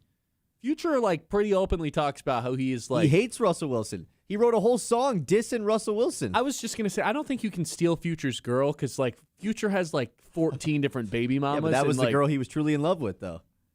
And you know who took his girl? Based on a lot of Future songs, I'm going to say he never really was wanting to settle down he with was one girl. He was with Sierra, but you know who stole his girl, though? Mr. Unlimited. Mr. Unlimited. Why does he say it like that? And here's the best part, dude. You got to be unlimited, you know? Here's the best part. We're getting more moments. The moments aren't done. 100%. Just because the playing career's done, the cringe moments are not done. R.I.P. Maybe Russell more. Wilson's Maybe career. more coming, yeah. I mean, he's going to be in the front of the camera every week. I can't wait. That was a good segment. Loved that.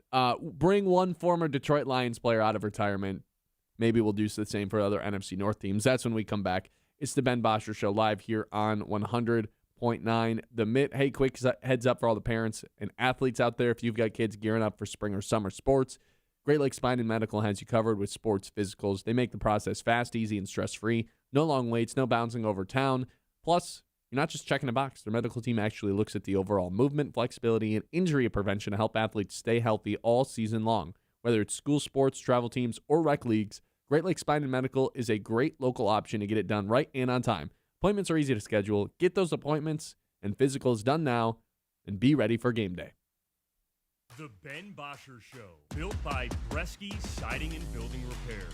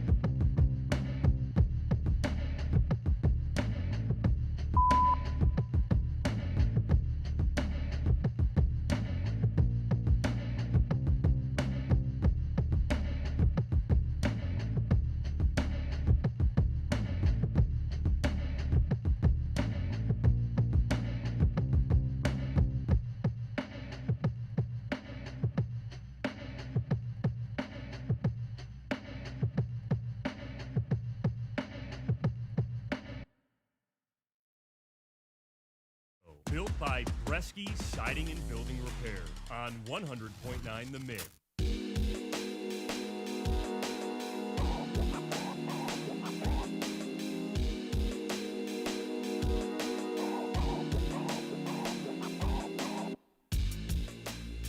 All right, so we just had a Jeff Passan article drop centered around the Detroit Tigers and the trade deadline and Tarek Skubal. We're going to lead the 11 o'clock hour with that. But just to wrap up the conversation that we had been having about which former Detroit Lion you would bring back, I think I've settled on it. If you said Barry Sanders, that's a terrible answer. And our guy Adam Jacksa, who will be here later today broadcasting Lugnuts games, I'm going to have to call him out for that because that's just a bad answer. Calling him out. It's a bad answer. I get it. Barry Sanders is the best player in the history of the Detroit Lions franchise. You can't have two running backs on the field. This has been proven over the last couple of years. So why would you replace Jahmyr Gibbs with, of all the Hall of Famers you can add to this Lions team right now that used to play for the Lions, the gap between Barry Sanders and Jahmyr Gibbs it's probably the smallest upgrade that you could think of, where you could find Frank Ragnow. You could actually bring back Megatron.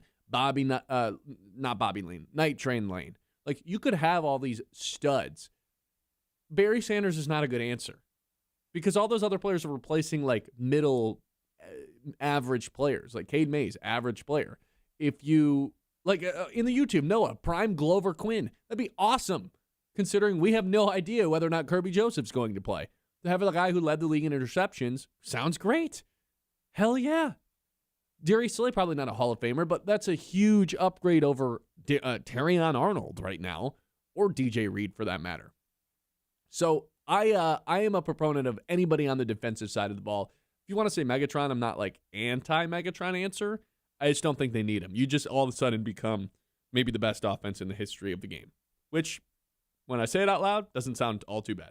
But I also think they still can be one of the best offenses, if not the best offense in football this year. So I would have to go with the defensive answer. I like your Ndamukong Suh answer. I think that's really good.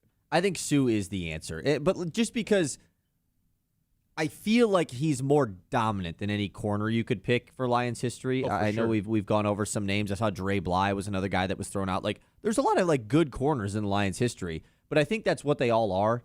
I'm not going to sit here and act like I watched Night Train Lane play, but I watched Ndamukong Suh and I watched him stomp all over Aaron Rodgers' face. And if I got to see that again, that'd be pretty sick. So I would pick Ndamukong Suh just because it makes it easier on the secondary if you've got Suh and Hutch rushing the passer. Now, it makes Tyleik Williams' spot a little bit like, kind of a first-round pick that just isn't really going to get a lot of run. I think they'll be fine. I think Ndamukong Suh but it's just like kind kind of a waste of first-round pick, I guess. But you have Hutch with Suh and McNeil in the middle, and then you still have Derek Moore, and you still got a rotation of other edge rushers you can use. If Moore hits as a second-rounder, like, that front line is dominant. That front line is awesome. So that's why I think the pick is Suh. I think Ragnow still is one that I'm like, Ragnow's it'd be pretty awesome. It'd be pretty awesome if Ragnow is back, because then that really elevates the offense to another level just from the offensive line being back to where it was. We know for a fact with Ragnow as the center in an elite offensive line what this offense is capable of doing. And I would rather bring back Ragnow at center than Lomas Brown on the outside. No offense to Lomas Brown, but I'd rather have the two guys within two spots of each other just have a dominant like center tackle together and have a dominant side of the offensive line. Yeah, I think so. And we feel pretty good about Blake Miller, right? It would just be kind of tossing Blake Miller to the wayside if you brought in Lomas Brown, which Lomas Brown is 100% better than Blake Miller. We're not arguing that. It'd be awesome if Blake Miller had half the career that Lomas Brown had. What if how many sacks do you think Suh and Hutchinson could total together? Like, are they reaching 30 sacks? Ooh. It would have to be. What would be the over, like the line? Because if it's over 25, if it's 25 and a half, it'd have I'm just to be smashing Hutchinson. the over. It'd have to be Hutchinson having like a huge year, right? You count Suh in for like 8 sacks probably. Yeah. So it'd have to be Hutchinson just having a monster year. Like 30 sacks feels 17. Yeah. 30 sacks feels like a crazy number to set I don't know. that I feel like line they at. could both get double digits. Well, Suh had the 1 year, rookie year in Detroit, 10 sacks. Outside of that, it was a lot of 8, 8.5. There's a couple 6, 6.5s in there. Yeah, but he was never playing with Aiden Hutchinson. That's the thing. Who was his best defensive end? I just Ziggy forget how Ansah? great. how great Sue was as a rookie. Dude was first-team All-Pro as a rookie. I mean, he's one of the best college players we've seen in the last. Yeah, he was two he was decades. an amazing college player. Could have like everyone. That's one of the huge debates. Ndamukong Suh should have won the Heisman that year. Like had that good of a defensive season, and just never really was even considered. And the other, I'm trying to think of other players that were like kind of up there. It's Ndamukong Suh, it's Manti Te'o, I guess, kind of Travis Hunter as defensive guys. Jabril Peppers was a hot, or not Jabril. Jabril Peppers was a defensive specialist. Will Anderson was a Heisman finalist as well as Aiden Hutchinson. Yeah. I guess there's been more than you would think. But Ziggy, it felt like truly had a chance to win. Or not, Sue, it felt like Manti Te'o that year truly had a chance to win it. Yeah, Sue was an unbelievable college player. Like, the fact that he was not, at least in consideration for the Heisman, is pretty messed up. It's a good conversation. It's always a fun one to bring guys back. If you could do it to the Tigers, you probably just don't overthink it and do Miggy. But I also think like an Al Kaline in center field is not a bad answer, considering they kind of need a center fielder. It gets Wenzel Perez out of the lineup. I think it has to be an outfielder the more I think about it. And I'm not going with Ty Cobb. Sorry. Playoff bust and racist. So, no, I'm not going with Ty Cobb. Yeah, I think that's pretty fair. By the way, just for fun, Sue had 12 sacks in his final year at Nebraska in a 12-game season from playing from the interior. Unbelievable. It's good stuff, man. Yeah, I mean, It the really Tigers is. one is just Cabrera. What the Pistons one, that's where things get a little weird. I think because it's Grant Hill. Isaiah Thomas, obviously the best player ever in basketball. I feel like Isaiah Thomas and Cade would be able to figure it out. Like, no doubt about it, right? They just need wings that can shoot the ball and But, space the floor. I mean, and Grant that's Hill not wasn't really like IT. a lights-out shooter by any means. Then maybe it's Dumars. I don't think Dumars, Dumars would be a bad pretty pick. sick. They need Dumars a second would be guard. pretty sick, man.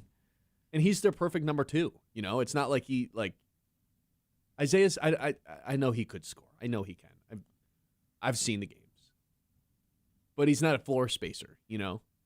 And if Cade's going to be the lead ball handler, I'd rather bring in Joe Dumars, who was a certified floor spacer. To close this Lions thing, we haven't even mentioned Matt Stafford's name. Any thought there? Because are you getting you're getting Lions version of Stafford though, right? Like that's the whole purpose of this.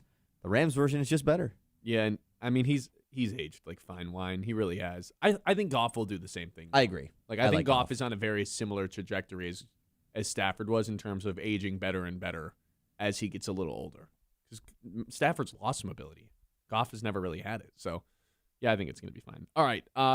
Jeff passed an article regarding the Tigers trade deadline just came out. We'll tell you what it says when we come back. It's the Ben Bosscher Show here on The Mitt. The Ben Bosscher Show, built by Bresky Siding and...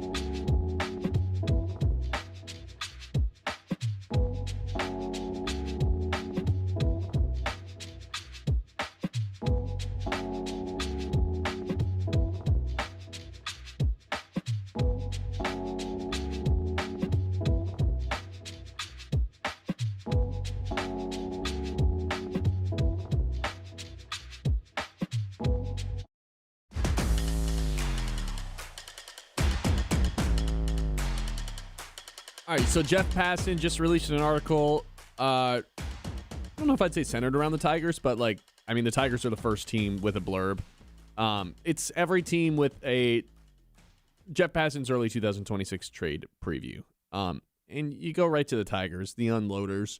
Jeff Passan's given them no chance to bounce back from this, assuming they're going to sell. Obviously, Tarek Skubal, the best player available. My biggest takeaway from reading this blurb, that's like 2 or 3 paragraphs, is there once again is going to be a sweepstakes for Tarek Skubal, and the contenders are going to come calling with massive offers. And there is going to be many teams that are calling about Tarek Skubal, not just the Dodgers, not just the Mets, not just it's going to be truly one of the most sought after trade candidates we've had in a long time. That is the way he's making it seem like in this article. Yeah, and how could he not be? He's a back-to-back Cy Young.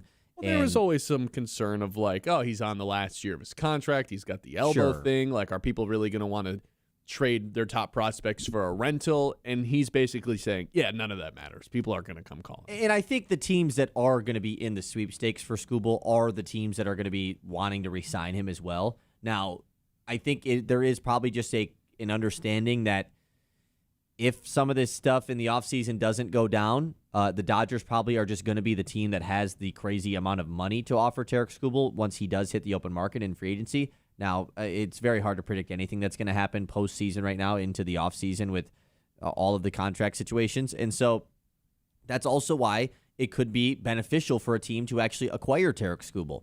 Because, hey, he's on our team. It's going to be much easier to give him a new contract while he's here because this open market stuff, we don't know what's going to happen with the salary cap and this and that. And so it can make it even more enticing to go trade for a rental or a guy that's on an expiring contract than most guys because you'd rather have him on your team than not. Oh, and by the way, you get the best pitcher in the world for a playoff run. That sounds pretty fun. Yeah, and if you already have a good pitching staff, you add this guy, all of a sudden you're feeling any team that adds Tarek Skubal is going to feel like they can win the World Series. Yeah. Even if it's not the Dodgers. You add this guy and you feel like you have the chance to go toe-to-toe with them, whether you're an American League or a National League team.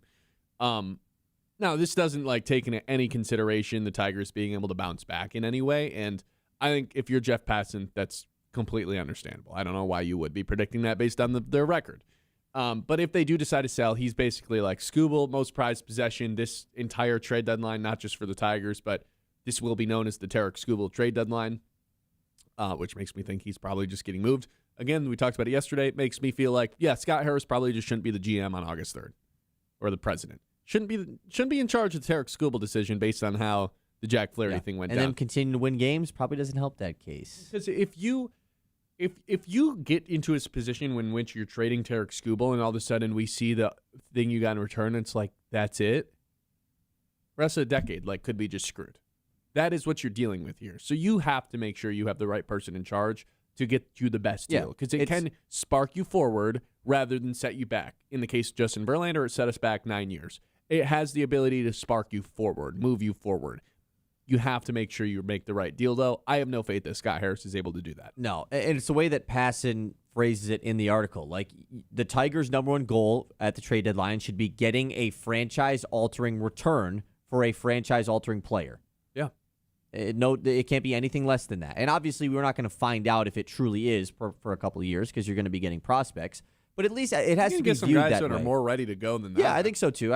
There's a good chance they get a big leaguer in the Skubal trade as well. A lot of these bigger trades that happen with these huge players, they often will come with a big league player and then a load of prospects. And yeah, the expiring contract thing, I've seen that. It's going to make Skubal's trade package maybe not as much as we thought. Maybe it's only 2 or 3 prospects. But not based on what this article's saying. And Juan Soto wasn't technically an expiring at his trade deadline. Everyone remembers that deadline, 2022, I believe. That was one of the bigger trades ever as far as a young prospect or a young guy that's 24 years old or whatever. We know he's going to be one of the best players in baseball, and the Nationals decided to trade him. San Diego traded for him knowing damn well they were not extending him.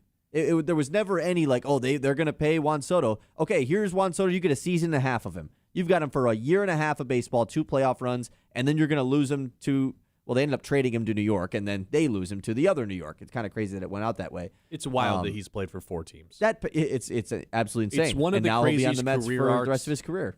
It's one of the craziest career arcs we've seen in any sport. It 4 really teams, is. One of the best players in the league, and he's been on 4 teams by the time he signs his Won a World contract. Series as like a 19, 20-year-old too, like as like a key contributor on that team. It's just a very odd career, yeah, and he's been awesome. But that trade package haul, I don't expect it to be like that because, yes, at the end of the day, Soto, you did have him for more than just a year, and he was 24 or 25 years old. Like, he was incredibly young. But the Padres weren't afraid of, we're going to lose Juan Soto. The teams that are trading for Tarek Skubal are trading for him for one reason and one reason only, to win the World Series this year. Mm-hmm. That's what they're trading. They're not trading for him like, man, I don't know, are we going to lose him? No, you're trading for him so he can start Game 1 in the World Series for you. And then hopefully Game 4 or Game 5 as well. That's why you're trading for him. And then he shows up, and they're like, hey, we're gonna have you pitch 110 here, and he's like, what? What is that number? What do you want me to go into the triple digits? Anyway. Passan goes on to say Gleyber Torres very much available. If someone's willing to take a swing on Jack Flaherty, I mean, if someone's willing to give us a freaking bag of chips for Jack Flaherty, I would take that. Cash considerations, I would take that. Who's your worst minor league player? I'll take that. And then the other person was Casey Mize, which honestly, man, like, I don't know if I really want to trade Casey Mize. Because if they don't trade him, I think there is some sort of assumption that they're going to be able to re-sign him. And they could do the Jack Flaherty thing where they trade him and then bring him back. But, like, you don't guarantee that. Right, of course. You burn the bridge in a lot of ways. And, there could be a wink-wink deal like there was with Flaherty. But Flaherty also waited the entire offseason to sign with the Tigers because it sounded like he didn't really have any other options available. Look at that. 30 other teams, 29 other teams realized, kind of took a dip in the playoffs. Maybe don't sign an older, regressing pitcher. And then Scott Harris was like, here's $45 million. You want it? I think if they were to keep Casey Mize, I'd be optimistic towards an extension of some sorts to where he can be part of this this rotation moving forward, which I'm not opposed of at all. I know you can probably get a nice prospect in return for him, but I think if they're in a position where they have to be sellers, I think selling Gleyber and selling Skubal, you're going to get plenty. Because also you have a lot of middle infield prospects that, like, it allows you to, like, hey, Colt Keith, you actually can play one position now. And maybe play every day. And then it allows you to bring up Max Anderson potentially. It just opens the door for a lot of stuff. And comparing Casey Mize to Flaherty from last year, I think it is a little different because, one, Mize, his value's at an all-time high right now, assuming he does come back from injury fine. Now, the fact that he's gone on IL 2 different stints with the same injury is not a good look for teams that want to be trading for him. He has not been this super healthy guy throughout an entirety of a season for most of his career. It's true. So that makes things difficult. But this is now back-to-back years where at this point in the year we were like, wow, Casey Mize, like, this guy is stunting. Whereas Jack Flaherty was, in that year, had a great year for the Tigers, was coming off of being one of the worst pitchers in all of baseball. Yeah, we took Baltimore. a big swing on him. Yeah, like he was a guy that was like, he might work out for us, and he did. It was a good signing, but he was coming off of being terrible when he got traded to Baltimore at the deadline the year prior, and it was a terrible trade for Baltimore. He was really bad, did not help for them at all. So I think it's a little bit different. I think Mize's value still is, like, teams that were trading for Flaherty did not care about re-signing him. Whereas with Mize, like, Mize could still be a part of the Tigers going forward, but it would feel like a shame to not capitalize on his value. That is definitely the highest it's ever been this summer. You put it that way, yeah. And if you're trading Skubal, it's like, let's open the doors on this thing, man. Let's gear up for 2027. I know, and I think about 2027, like the next year, and I think, like, okay, Troy Melton, Framber Valdez, Jackson Jobe, Casey Mize. That's a pretty damn good 4, even without Tarek Skubal. So, like, it's hard Reese to Olson is involved in the mix, too. Yeah. It's hard to just punt it, like, because if they move off of Mize, even if they get good prospects in there, I'd want a pitching prospect in return, first of all.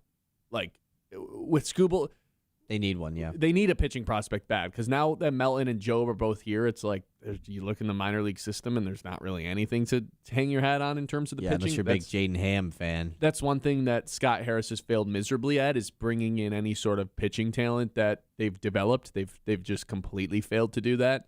You're going to need someone in return for one of those two pitchers as a pitching prospect that you can kind of have some nice intrigued with. Unless you decide to keep Casey Mize, then I don't think there's all that much worry about finding another pitcher for the farm system as urgently as there would be if you moved him, because you would have Job and Melton and Fromber all for the next couple seasons as well.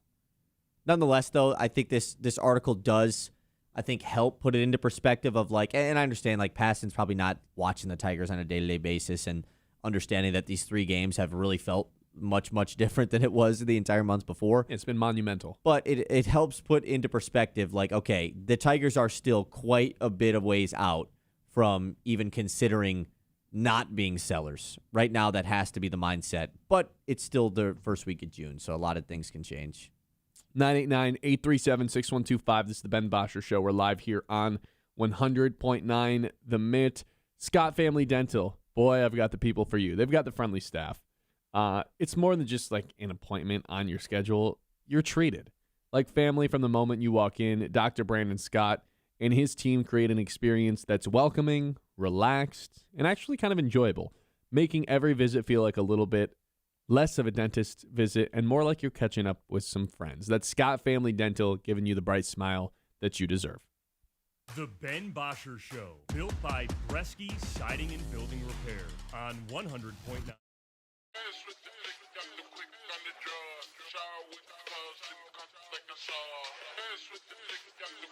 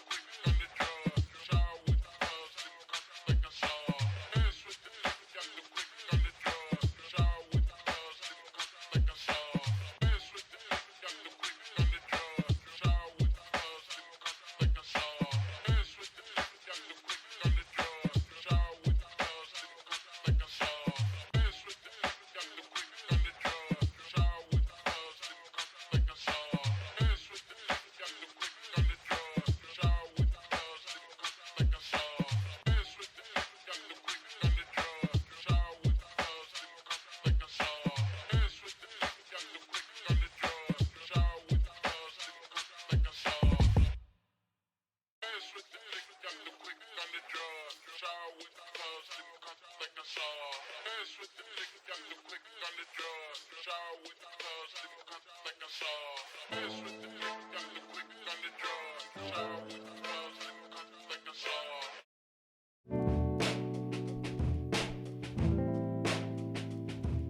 Game 1 NBA Finals on yesterday. The Knicks, they end up taking it. Game 1. I look, before the game, I was under the impression, I was like, Victor Wembanyama might actually be one of the best. He might be on the trajectory of becoming one of the best players of all time. And I think that still remains true. I always like to do okay, if I could put together 5 starting players, like which team is going 82-0? Which team cannot beat my team, even with duplicate players? And I'm always like Steph and LeBron. That's where you got to start things out. I've always said Kareem's got to be this. I think it might be Wemby. I think for me it'd go Steph, Jordan, LeBron.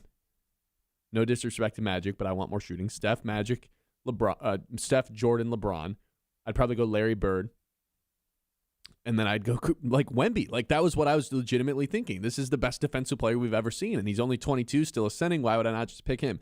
And then he went 6 for 21. Just felt super amped up right from the start in a bad way where, he's playing in Game 7. Like, obviously, or Game 1. There's going to be some nerves, but it felt like he just, like, shotguns 3 Red Bulls and was, like, just kind of a little bit too amped up.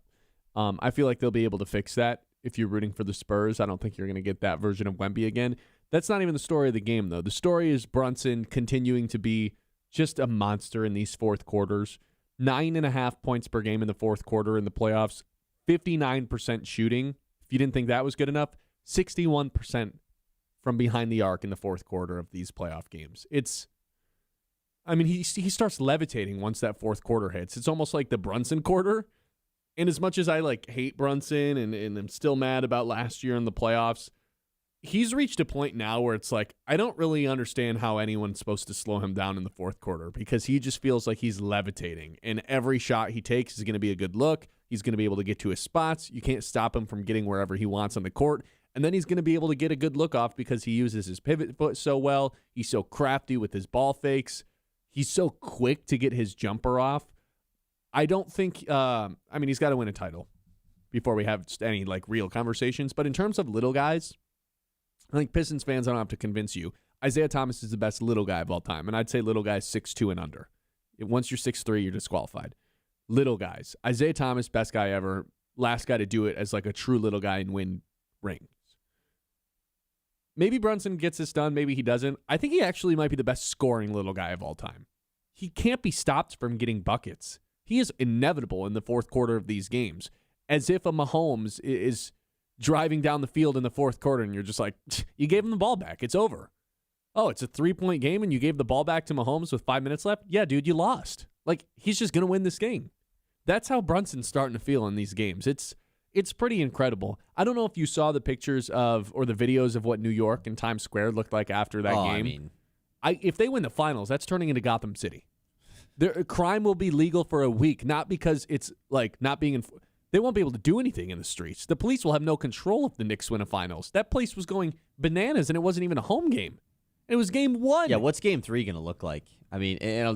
Even San Antonio, who has one of the pretty cooler playoff home environments, dude, where they divide the sections with the shirts. It did not look as cool because there was blue and orange Knicks jerseys in a lot of spots, dude, man. You could hear cheering when the Knicks were scoring. It was crazy. Now, it definitely is not as bad as when they took over Cleveland or when they took over Philly. No doubt about that. But still, the fact that the Spurs home court advantage, which was so awesome, having all of the colored shirts in their own sections each time, and this time there was just Knicks jerseys in a good amount of the spots. Have you been there? Have you been to New York? No. I've been to JFK, but I've never actually been to New York City.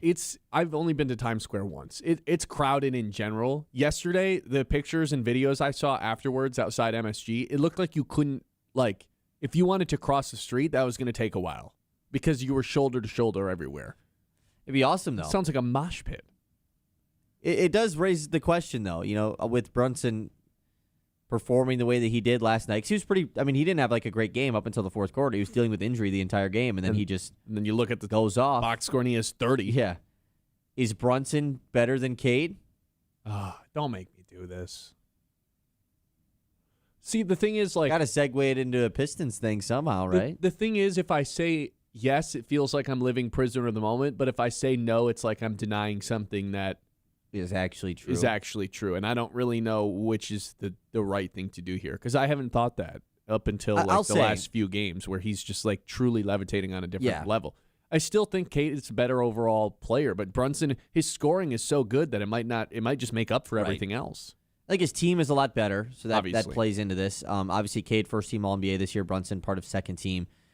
It was a similar thing we did last year when the Indiana Pacers made the finals. And it was like, is Tyrese Halliburton better than Cade? And I never really felt that way, just because he doesn't actually carry his squad the same way that Brunson does with the Knicks. So I never felt the way there. Not in terms of the raw stats, but they wouldn't be able to play the way that they do without.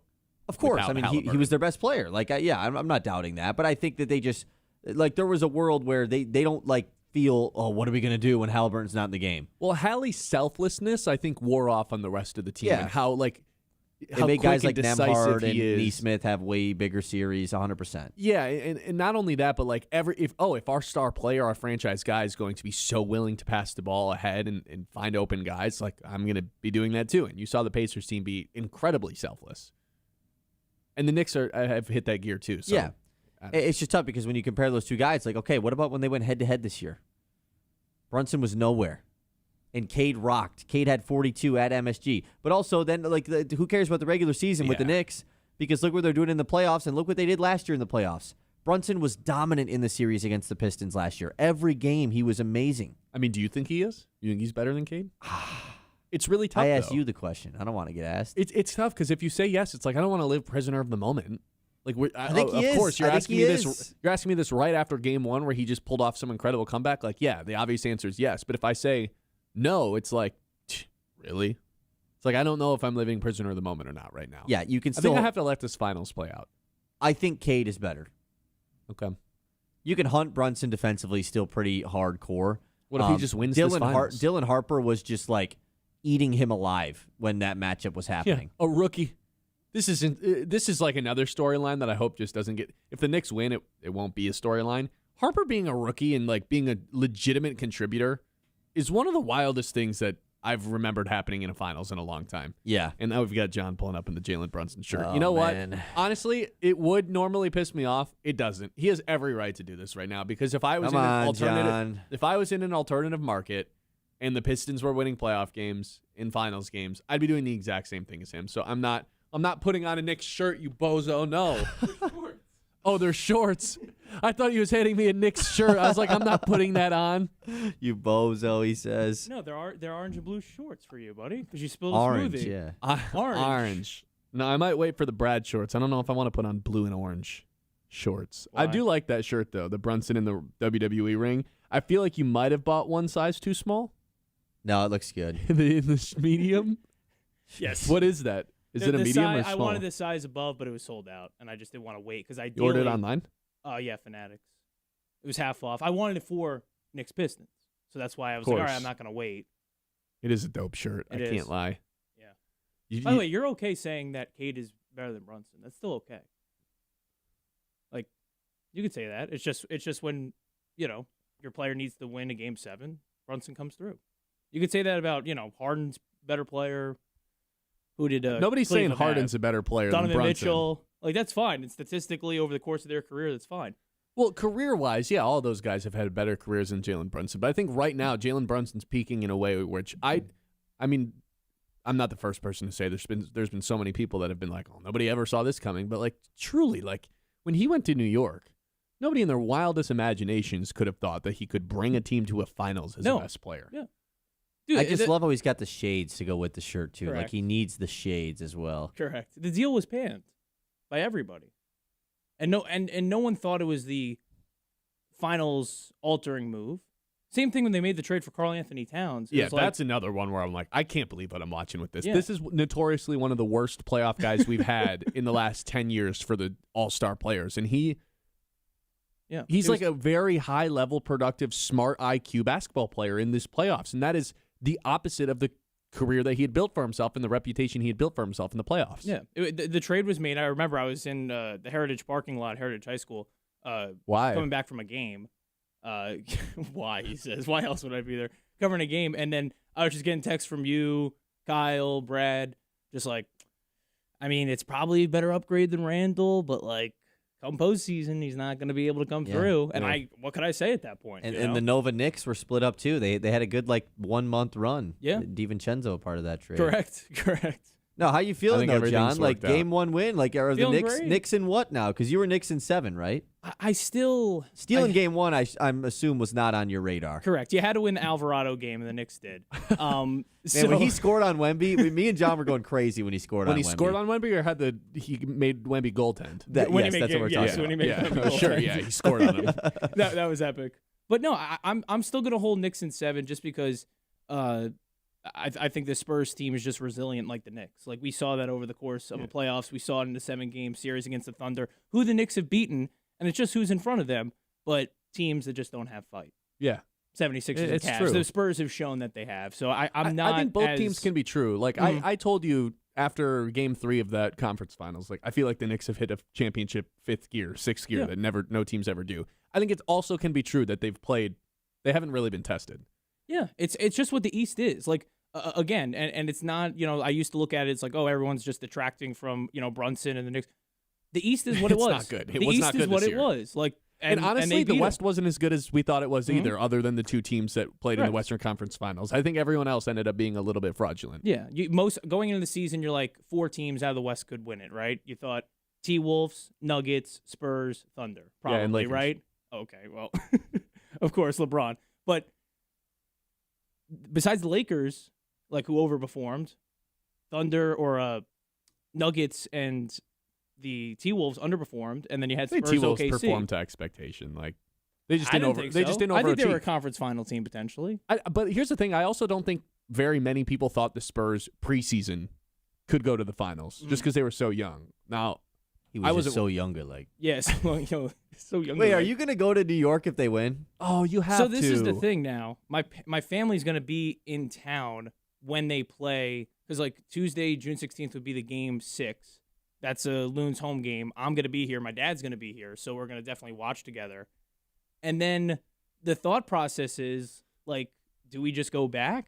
I don't know. If there's a parade, I kind of want to be there, and it would work schedule-wise. You don't want to pay $250,000 to go sit courtside? No, my goodness, no. I will say this, and it's just what the economy is. My dad took me to Stanley Cup Game 3, 2014, Rangers and Kings, and he got a discount ticket, but it was still so expensive.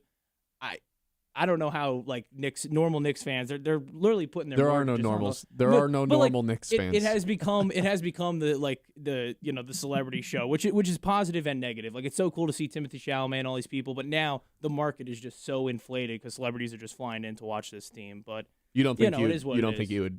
I would never back. get into a game. No way. Do you think they would put you on like when they show Celebrity Row, like, oh, it's Chalamet, it's Stiller, it's Vicari? They should. I think the Knicks more so than any other team in New York, and they're the unifier. It's a basketball town more than anything. Yes, they're the unifier. Everyone said growing up to me, like, New York's a baseball town because you had the 3 teams at one point, right? The Giants, Dodgers, and the Yankees, and now it's 2 with the Yankees and Mets. And yeah, we love football, and hockey has its moment, but when the Knicks are good, that's what I would always hear from people. When the Knicks are good, New York is You're just like, a frenzy. when the hell is that and ever I'm like, happen? this team sucks. So my whole youth, I'm like, with the Lions, dude. Yeah, like we had Lynn, we had Melo for a couple of years, couple good moments. We had Lynn, literally. You had Lynn for 3 weeks. It was awesome. That was the first time I got into Knicks basketball because my dad wasn't a big fan watching or anything like that, and it was just like, oh wow, this guy's like, he beat Kobe. Basically, and that's what it was. He had a good game against the Nets. He did. It was awesome. And then it fizzled out because Melo came back and he was like, I'm not playing your style. I want to play isolation ball for 60 minutes. So, yeah, that team fizzled out.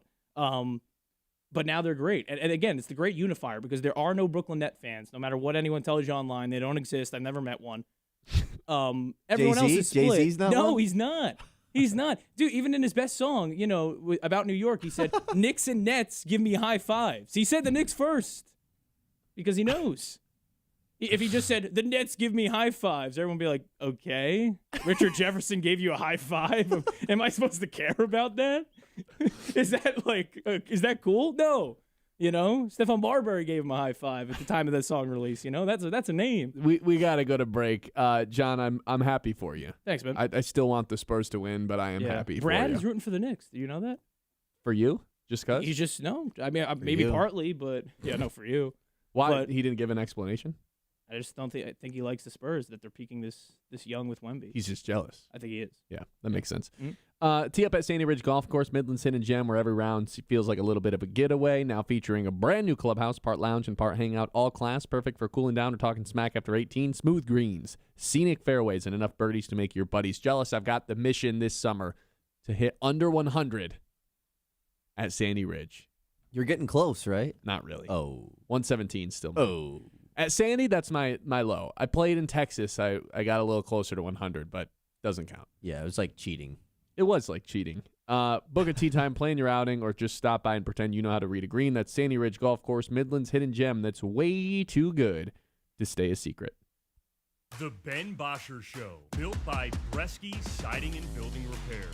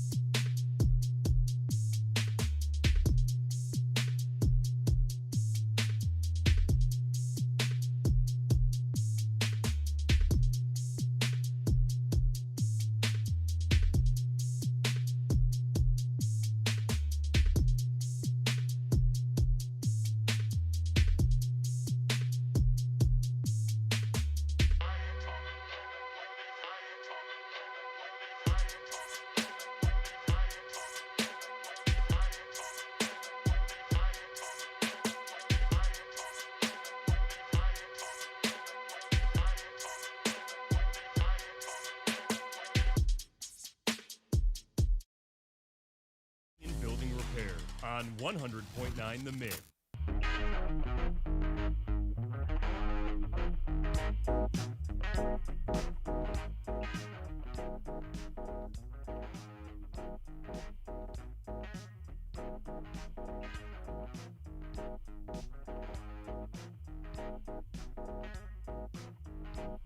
All right, welcome back in. It's the Ben Bosscher Show. Forgot to mention that the 11 o'clock hour, as always, is brought to you by Yiter Insurance. Life happens fast, and Yiter Insurance Group, they're here to make sure you're covered every step of the way. Locally owned and trusted in Midland for decades, they treat you like family, not just another policy number. From home and auto to business and life insurance, Yiter is the right coverage for every stage of life. Their team makes insurance simple with expert advice and real people you can actually talk to. That is Yiter Insurance Group. We'll be there when you need us since 1940. Let's hit the news. The Mits Morning Catch. We've got breaking news, Ben. You've got shorts. I've got shorts, He yeah. took the yogurt pants off. Yeah, really small shorts. Wow, is he complaining? Shorts that might be complaining, a John. little too small for me, that I feel like I can't leave this room with people out in the lobby. Okay. All right. Let's get into the news. Okay, starting off, football news. A warrant for Brandon Ayuk's arrest has been issued after the viral speeding video that he filmed like 6 months ago. Do you remember this? This guy sucks, man. It was this guy's right after- just a bad person. The second they got eliminated from the playoffs, it was a video of him driving by Levi Stadium, like literally filming the stadium, going like 120 miles an hour, just like saying like, "Oh, haha, they lost." Just speeding, taking a video and posted it. Man. Yeah, Brandon Ayuk. Self-incrimination. That's He's- what we call that. He's the worst. The warrant for his arrest has now been issued, even though it happened like 6 months ago. So just kind of added to the plate of stuff that has got going on with Brandon Ayuk this summer. More football news. I mentioned this earlier, but you were in the middle of the smoothie spill, so I kind of wanted to get your opinion on this. Micah Parsons says he won't return until at least mid-October, recovering from that ACL injury. The Lions play the Packers in Week 7, which is the end of October. You think that's probably going to be maybe something that he targets? To play the Lions specifically, Yeah. I don't think there's going to be I have to be back to play the Lions type of thing. I think he's just going to try to be back as soon as possible. This is why I wanted to play the Packers early on in the season, so there was a chance he could play them without Micah Parsons. I don't know. I'd say it's a coin flip whether or not he's going to be healthy for that first Lions game. We've got some Lions breaking news happening during the show today. Unfortunate news. Dan Campbell announces this morning, just about a half an hour ago, wide receiver rookie Kendrick Law has tore his ACL. I know. The draft pick out of Kentucky tore his ACL, obviously likely ending his season in 2026. That sucks, man. That is that's not fun. Dan Campbell also was talking about Kirby Joseph. Colton Pouncey tweeting out, Dan Campbell on his expectations for Kirby Joseph this season, quote, "I don't know. I honestly do not know." Oh, that can't be a good thing, right? That's not a good sign. I also saw the quote that said he's going to be our bell cow now. Jahmyr Gibbs on Jahmyr Gibbs. That's Dan Campbell on Jahmyr Gibbs. That is Offense Player of the Year. Yeah, the Kirby Joseph news sucks. That really does. We've got more news revolving around one Dusty May. Ooh, Mark Stein is reporting. Mark Stein, a pretty trustworthy guy in the NBA landscape, says the Mavericks, who, of course, moved on from Jason Kidd as their head coach, are expected to pursue conversations with Duke head coach John Shire and Michigan head coach Dusty May. It remains to be seen whether Shire or May reach full-fledged candidate status with Dallas, since both are so entrenched with their universities. But league sources tell the Stein line that there have been exploratory conversation with both college titans to determine if there is any interest. Both of these guys have been rumored to be NBA guys at some point. Shire's definitely had a lot more NBA buzz. There was a lot of Shire to the Bulls talk early in the Bulls conversations. But one day, both of these guys will be coaching in the NBA, I think is kind of the whole point here. It's just a matter of when. Hopefully not for a long time if you're a Michigan fan. But yeah, it does feel like this is going to be happening sooner rather than later. Similar to the Harbaugh situation, this is something that you're going to have to deal with every offseason. Every offseason, there's going to be Dusty May to the NBA rumors. So any offseason you get through it, it's a good sign. Agreed. Couple more things here in the news. Golden Knights versus Hurricanes, Game 2 of the Stanley Cup Finals tonight at 8. It's 1-0 Knights after their big upset comeback win in Game 1. We talked about it. It's one of the biggest comebacks in Stanley Cup Finals history. So we'll keep an eye on that. The Memorial Tournament starts today in Dublin, Ohio. Rory, JT, Cam Young, they all teed off just about an hour ago. Scotty Scheffler teeing off later. I know you have something to talk about that later on in the show. I'm excited. And then I have a pretty fun thing. We'll close the news with this that involves the PGA event that happens in Detroit, the Rocket Classic. The YouTube golf star Brad Dahlke, who is part of Good Golf, he is accepting an invite to play in the PGA Tour for the Detroit's Rocket Classic as a sponsor exemption. That's kind of how he's allowed to play in this, to allow a social media influencer to play. He was an amateur at the Masters in 2017. He's like the best YouTube golfer there is. So this is pretty cool. If you follow YouTube golf in any sorts, you know Brad Dahlke, and he's definitely good enough to play on the tour, and he's actually going to get a chance to, and it happening in the state of Michigan. So that's pretty cool stuff. There we go. Okay, that's all I got for the news, Ben. All right. When we come back, we'll have our 3 traditions to close out each and every show here on the Ben Bosscher Show. As temperatures rise across Michigan, termite season is officially underway, and many homeowners don't realize there's a problem until damage has already been done. At Four Seasons Exterminating, we offer professional termite inspection and treatments to help protect your home before major damage happens, along with pest control, lawn care, mosquito treatment, bed bug services, and more. Call Four Seasons Exterminating today or visit the website to schedule your inspection. The Ben Bosscher Show, built by Bresky Siding and Building Repair on 100.9 The Mid.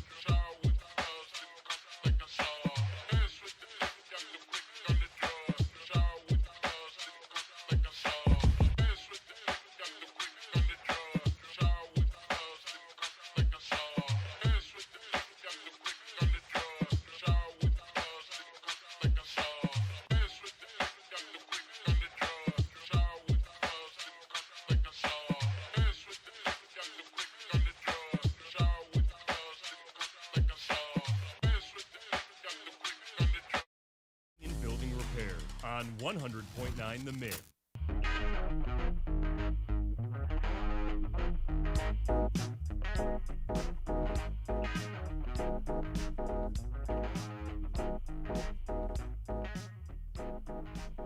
All right, welcome back in.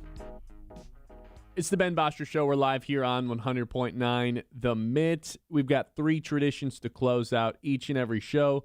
The first of which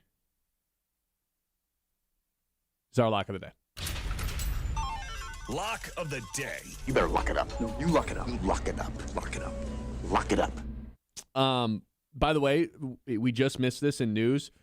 Christian Watson from the Green Bay Packers just got paid 4 years, $110 million. By the way, Amon-Ra, 4 years, 120. Christian freaking Watson. J-Mo, 3 years, 87. Like, what? How did Brad Holmes the only guy giving out good wide receiver contracts these days? They even paid Jaden Reed this offseason, too. Like, ugh. This is an awful contract. Man. This is a guy who's never Watson healthy. never played. Like, he's pretty good when he does play. I agree. Like, when he does play, he's pretty good. He plays like 5 games a year. And he's kind of just like the deep ball red zone guy. Yeah. It's not like he gets a ton of catches every game. I mean, the Lions fans are like, I don't know what you're talking about. Play pretty good against us. Yeah, that's true. He did absolutely kill us. Anyway, the first of which is our lock of the day. No Pistons on, or no, obviously, no basketball on today is what I meant to say there. No basketball on. I'm just not going to bet on hockey ever.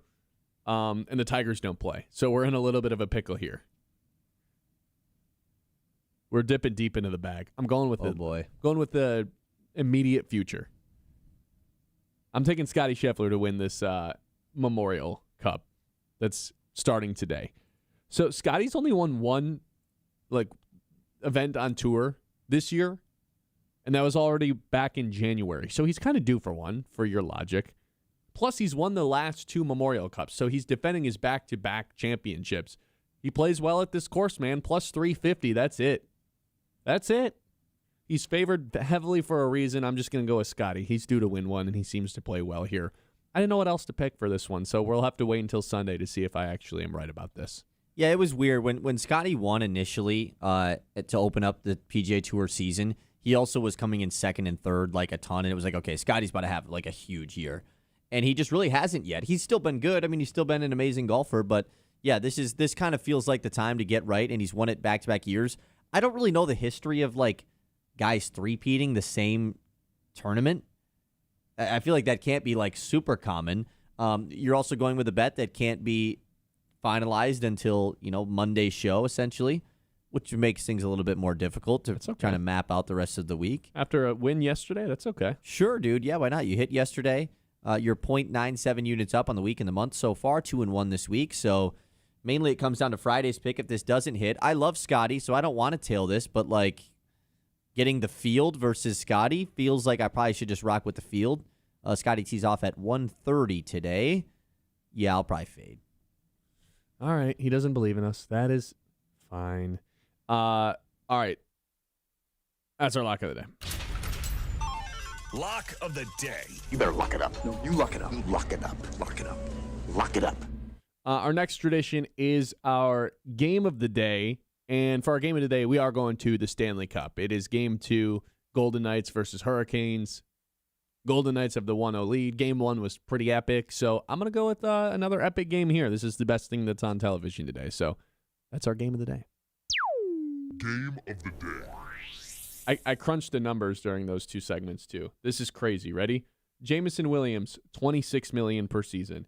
Christian Watson, $27.5 million per season. Amon-Ra St. Brown, $30 million per season. That is insane. How is Christian Watson anywhere near that group of players?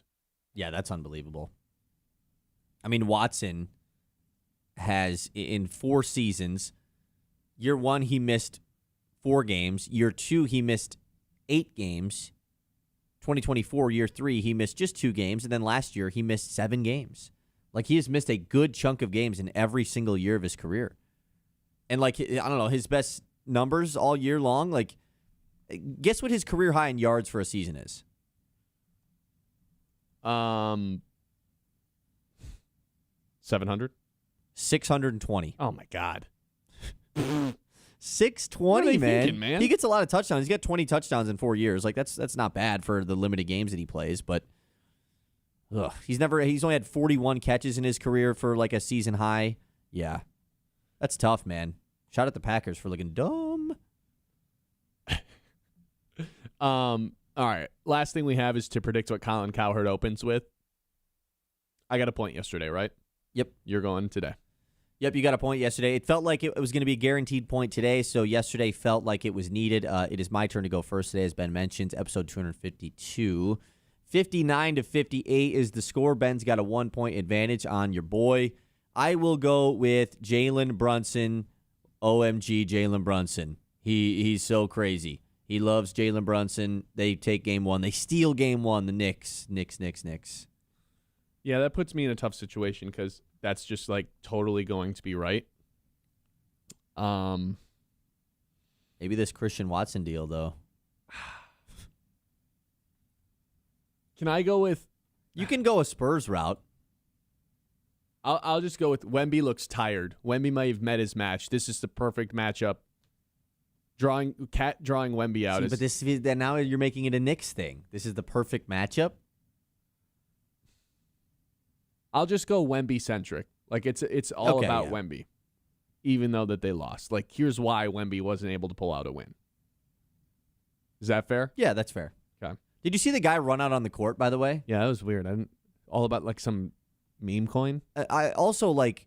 How did that video get posted? They showed it on the broadcast. This is what I'm confused about, too. They showed it on the broadcast. They showed a replay of it on the broadcast. That guy's clip of him doing it, he was, like, holding his phone out there? Very much out there, like being picked up by a lot of accounts. Maybe it was on a live? Maybe?